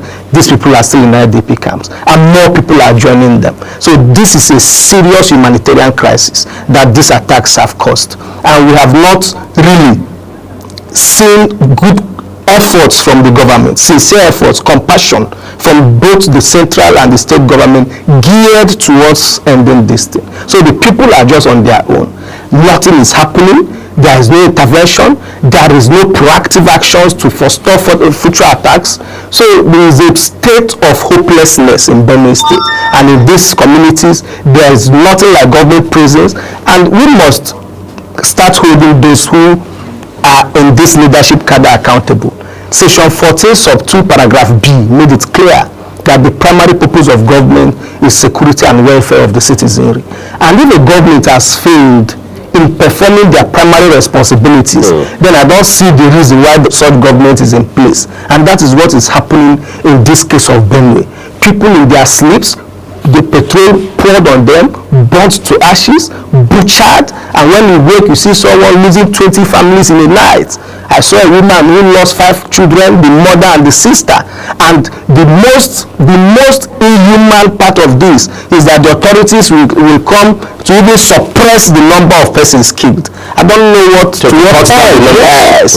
Yeah, I don't know to what end, to achieve political gains. You see somebody coming to say 50 people, 60 were killed. Somebody gave a list, somebody on ground gave a list of over 127 and counting. Because these people, a lot of them came from other villages to trade. It's a market around the market area in the community. That was where it happened. See, a lot of people, even in the 1 room 40 were being killed, so room 30 something. It was an eyesore if you saw the video by VDM. So what is happening in Benue, we are calling the world to intervene. The whole Nigeria should stand by us. We need our government at all levels to sit up, and we want to also seize this opportunity to call for a full implementation of political and financial autonomy for the local government councils. You see, these people are closer to the grassroots. If they have that political and financial autonomy, they are able to mobilize local vigilante, to secure the local government, our communities. This will really help to minimize and forestall such attacks. But the local government, even though Mr. President will give credit to him, he has tried. The Supreme Court has given them autonomy. The state governors are still not implementing them. They are still collecting these monies from FARC, giving them peanuts, and this has really impaired this security situation, impeccability in the security situation in our local areas. And that is what we are calling full implementation of the local government political and financial autonomy, and that government should sit up. There must be action. I was the spokesperson of President Bola Ahmed Tinubu's independent campaign, presidential campaign council, and this was not what we promised the Benue people. We got over 300,000 votes from Benue, and we expected that he will do something, to show solidarity, to show compassion. The president is coming to Benue tomorrow. After how many days? Better late than never, they say. But after how many days? What we want is prompt and responsive leadership.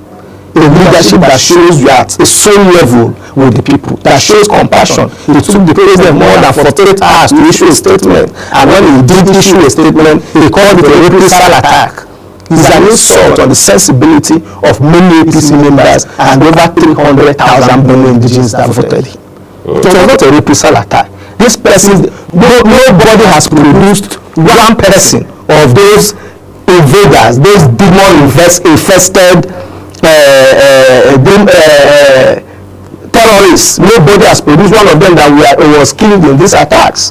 None of them. So how is it reprisal? These people invade community, defenseless citizens in their sleeves are butchered. You wake up, you see that your whole family is wiped out. Imagine you stay in Abuja and get a call in the morning telling you that your whole family is finished. This is not what we wish on anybody. These are human beings. Okay, so if we can escalate to blame President Bola Tinubu, for all of this. A while ago I said there's enough blame to go around. How much of blame are we putting in front of Governor Hyacinth Alia, because he is the chief security officer of the state? You see, my governor, His Excellency Hyacinth Alia, I've been on your program, I've praised him, he has done well paying salaries, but in terms of the security situation in the state, the governor has not lived up to his responsibilities. He has not shown the courage and the political will to end this thing.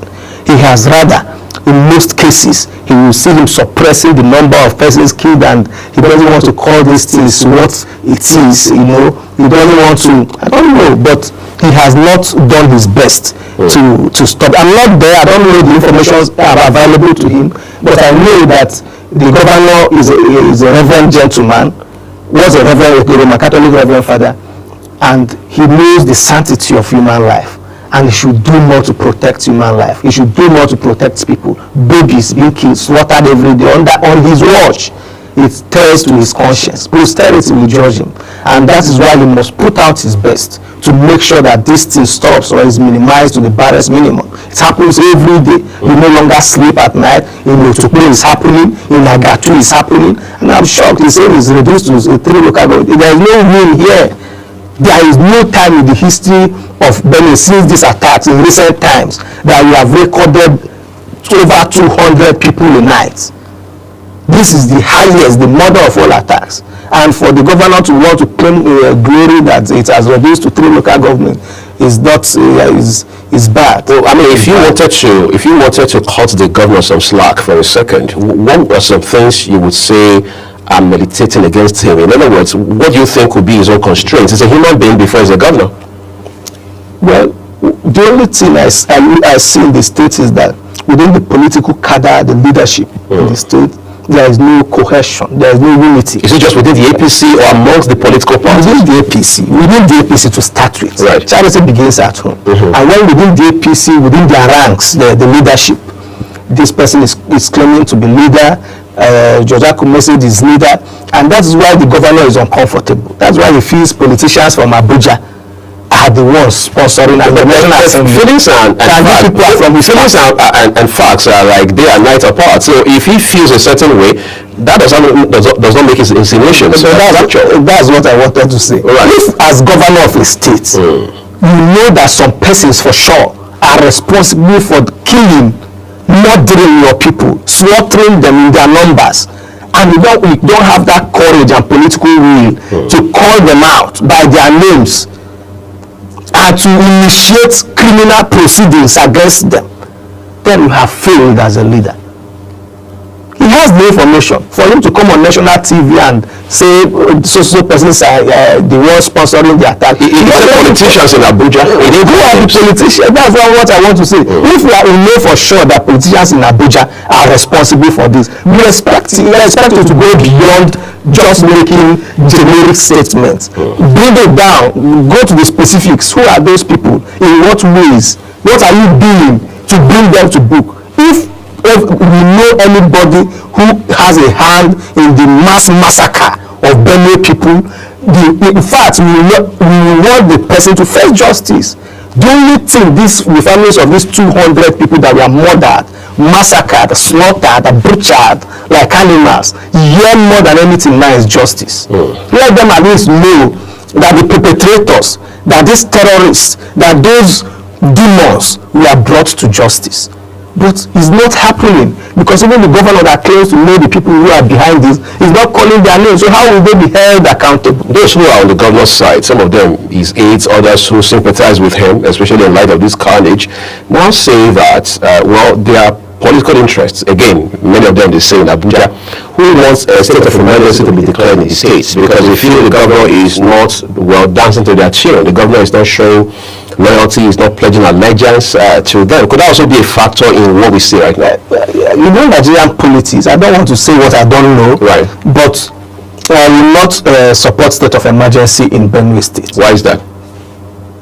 If that was going to be a solution, or at least minimize all of this. If we start supporting the kind of state of emergency that is being imposed in Nigeria, where democratic institutions are suspended, like the one in Rivers State, then we begin to lose that credentials of democracy that we celebrated a few days ago. I will not support the declaration of state of emergency. I think the governor should rather look inwards, work in synergy with this SGF, with all the actors concerned. I thank God the president is going there today. What I expect the president as a leader that he is to do is to bring these people together, bring all the factions from different political parties, bring everybody on a round table. Let them know the essence of unity, the essence of peace. This is their state. They are killing. That's where the former governor is from, Otom. Who knows whose community it will come to the next day? So we must come together to end this. I don't have a dog in this fight. I'm not from the thief asses, but I'm pained as a Benue citizen. And I know that if we don't speak out now, tomorrow it might happen in my community. So that is how it is. The leadership must come together. They must put the states first. They must put the lives of the people first. If everybody is slaughtered, who will they squabbling power over in 2027? Who will you want to rule? Who will you lead?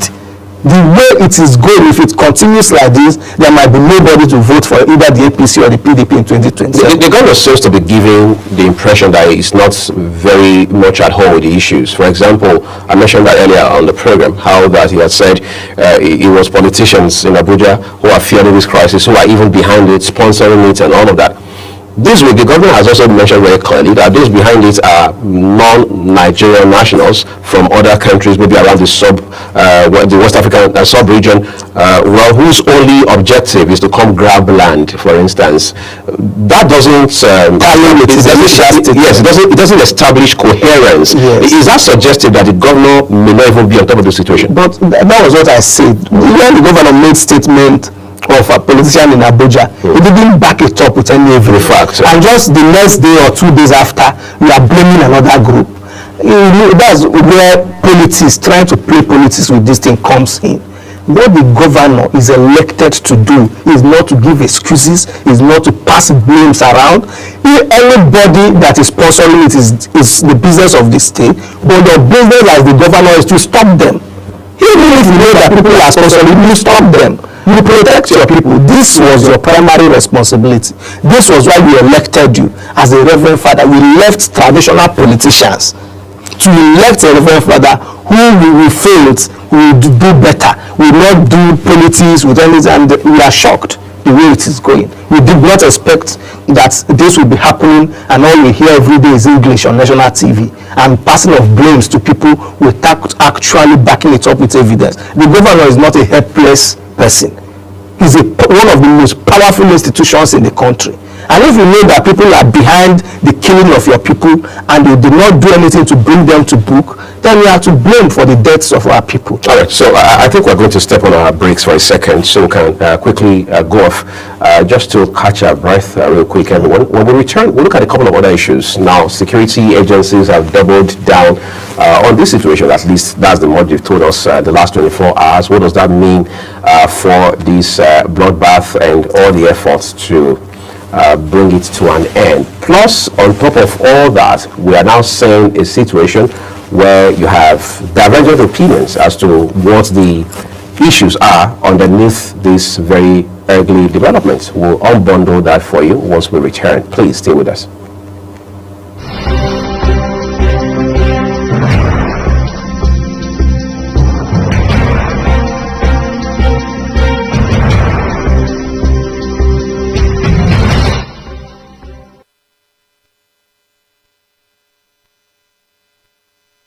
You just referred to the governor, Reverend Father Hyacinth earlier, as one of the most powerful institutions. I mean, the office of the governor, yes. As we know it, of course, the constitution is clear as to the executive latitude that a governor in Nigeria has. Yesterday, he was on national television. Some people said he looked disturbed, he looked troubled, looked like a man who has not had good sleep in several days on end, which is naturally expected. To whom much is given, much is expected, as they say. A while ago, I mentioned that he's first a human being before anything else. What more do you think the governor ideally in this situation should be doing? You know, if I want to look at the governor, but I see him as someone who is overwhelmed. First of all, he's coming from the Catholic institution, where there's command and control. You tell people go here, they go there. And now he's coming to a different part, a different terrain, a political front as governor of the state. So first off, he's overwhelmed, and he seems not to have surrounded himself with the right persons that will guide him. The deputy governor is experienced, but I don't know how much is being carried along. But the governor now, what he should be doing, he should be on top of this crisis. Imagine when this thing happened over 48 hours before the governor of the state issued a statement. The over 70 hours, 72 hours before the governor visited the scene. 200 persons, not 2, not 3, not 4, not 5, not 6. So if he's not sleeping, we want to see the result of his being awake in the night. What has he been doing? What is cooking? Where are the strategies he's been mapping out? What is he and his team, what are they working on? We are not seeing this transcend to actual result. Bringing down the number of these killings, bringing down the number of these attacks, they are continuing to happen. And if you are not sleeping, we don't know if you are not sleeping because you are trying to solve the security situation. What will tell us that that's what you are doing is the result. And we have not seen any result that suggests that these people are working their ass off to ensure that enduring peace returns to Benue, both at the state and at the federal level. They have not shown enough commitment. They have not shown enough zeal. They have not shown the compassion. They have not shown that seriousness to end this crisis. These are, how many are they? We have tactical air command in Makurdi, in Benue, which is one of the best in the country. Now, this is not just about killings and all these things. Look at the socio-economic impact on the national economy. Benue used to be the highest producers of yam in West Africa. And other agricultural products. We are the food basket of the nation. But now, as I tell you today, people don't go to farms. They've been chased out of their homelands. Very soon, we will see prices of food products triple. We are trying to manage inflation, but what is coming upon us, if this crisis are not resolved, will be unprecedented in the history of Nigeria. So it is in the best interest of the country, best interest of our economy as a nation, that the issue, that the ongoing carnage in Benue is immediately stopped. Let's talk about. And we are counting on the president and the governor to do so. To make it happen, right? Incidentally, like we also mentioned, the president will be there on Wednesday. Let's see what the conversation will center on. Hopefully, the presence of the presidents on the ground in that state will further drive impetus into the security agencies. But that brings us to something else. This morning, we spoke to your fellow countryman, I should call him, Professor Ochefu, who mentioned that there's a very robust historical background to this issue of killings. It didn't start yesterday, according to him. But he also said there's the angle of minerals. There are those who want to continue to mine the minerals illegally, like we have in Zamfara and other parts of the Northwest, for example. Talk to us from that standpoint. Yeah, it's part of it. We've heard that there are a lot of mineral deposits in the state and that there are cartels controlling it or wanting to control it. So it's not far-fetched. This is also an angle that should be looked into. And there has been history of violence between the thieves and the Fulani people. This has been there during our forefathers, during our ancestors, and I'm shocked it has continued to fester even in this modern age. And what you hear is that their herders, they need to graze, but this actually, from some standpoints, if you want to look at it, is not really the problem. There is an economic side to it, like mining of these things, and there are political sides too. You cannot write what the governor said of, but what we want the governor to do is to back it. You cannot say Abuja politicians from Benue, referring to National Assembly members. There are just how many, like 16 of them. So if you have made such statement, we want you to call the person so that, but it's true, such things happen, economic angle and political angle. Economic angle and political angle. I'm glad that you are a member of the APC. Yes. Your party in Benue State, given the facts that we see, is in disarray, whether you like it or not. Your party is in disarray because the governor, Reverend's father, I sent earlier, and the SGF, talking about Senator George Agome, they don't see eye to eye now, even though one would have thought as his benefactor and political godfather, that would be the case. But what we see between both gentlemen now is just an extension of the trajectory, the pattern we're seeing with political godfathers and their political godsons. Is that a factor in this bloodbath that we see? You know, because a house divided against itself cannot stand. Exactly. I've always jokingly told people that anybody that wants to be a godfather in Nigeria should study the Bola Ahmed Tinubu model. And now, godfatherism, whether you like it or not, exists in Nigerian politics. You cannot ascend to certain political positions without the influence and backing of powerful people. But what happens after getting to power is another different problem that godfathers should anticipate. Once somebody is suddenly exposed to the kind of power he never dreamt of having, there are bound to be changes. Power intoxicates, and absolute power intoxicates absolutely. But these squabbles are normal political activities. People squabble for space. They squabble for relevance. Like what caused the problem? The appointment of speaker. You didn't consult me. You appointed so person. So in essence, the Akume brought him up. He wouldn't have won the primaries. He wouldn't have even come third in the primaries if he were to contest on his own chair. He has no political capital at the time to contest the election on his own.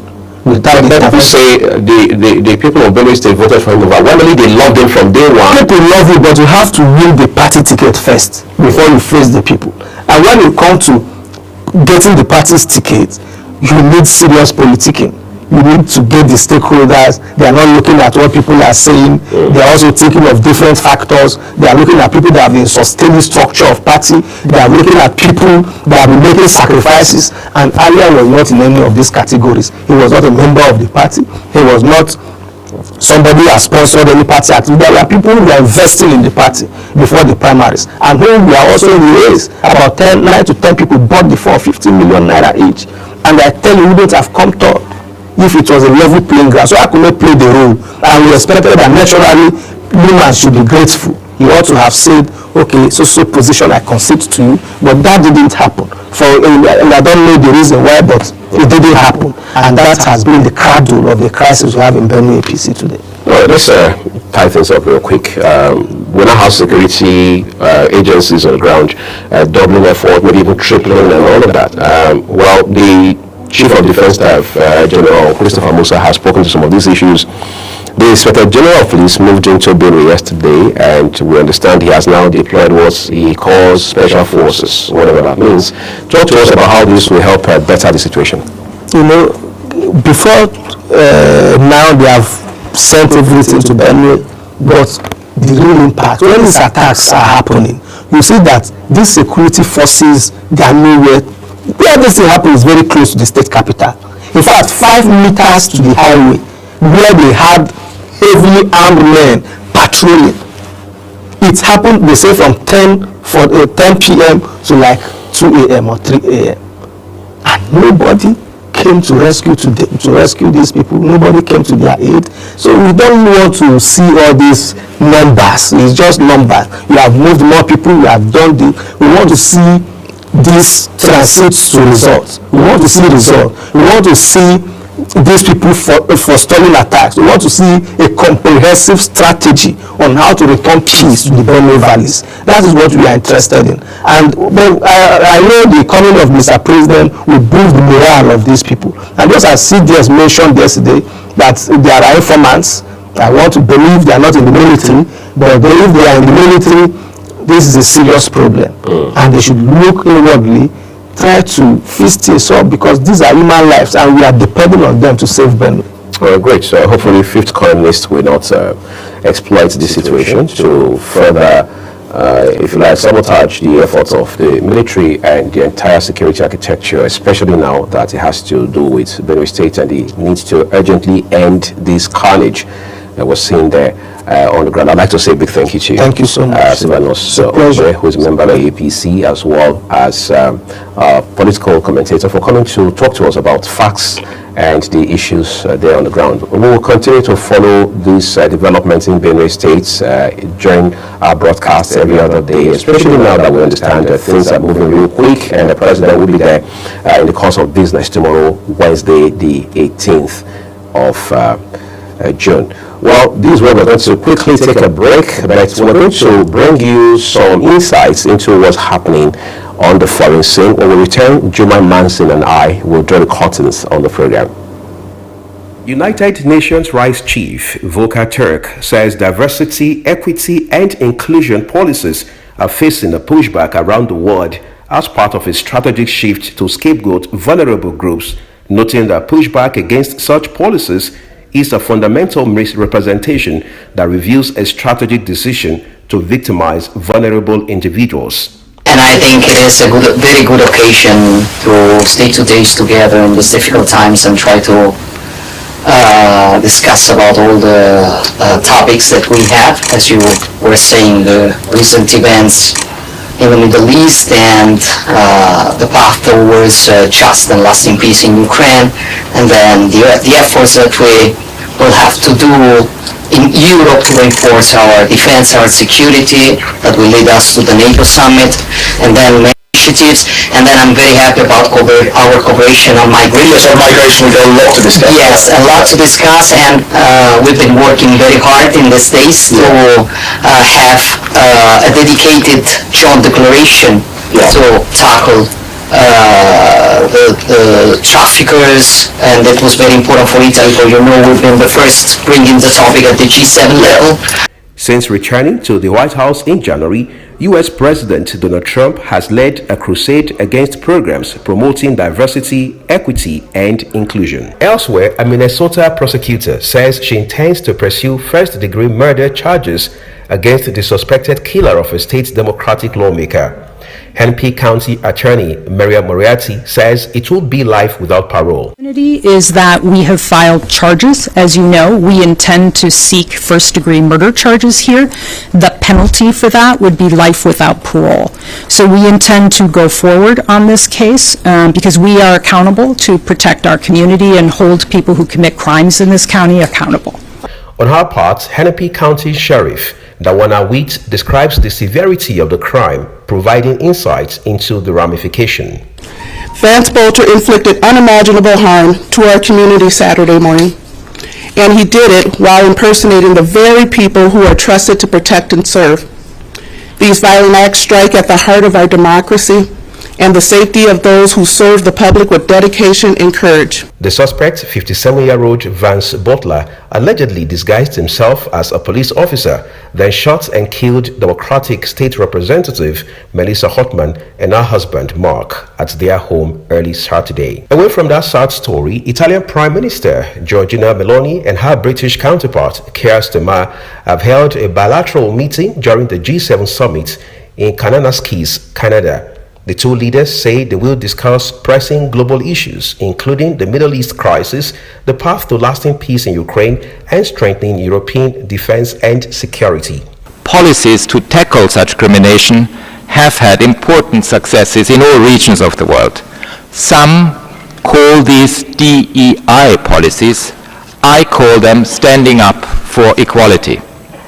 When we look at the pushback against such policies, we see it for what it is: a fundamental misrepresentation that reveals a strategic decision to scapegoat vulnerable groups. Both leaders emphasized the importance of their strong bilateral relationship and ongoing cooperation, particularly on migration, with shared efforts to combat traffickers highlighted as a key priority.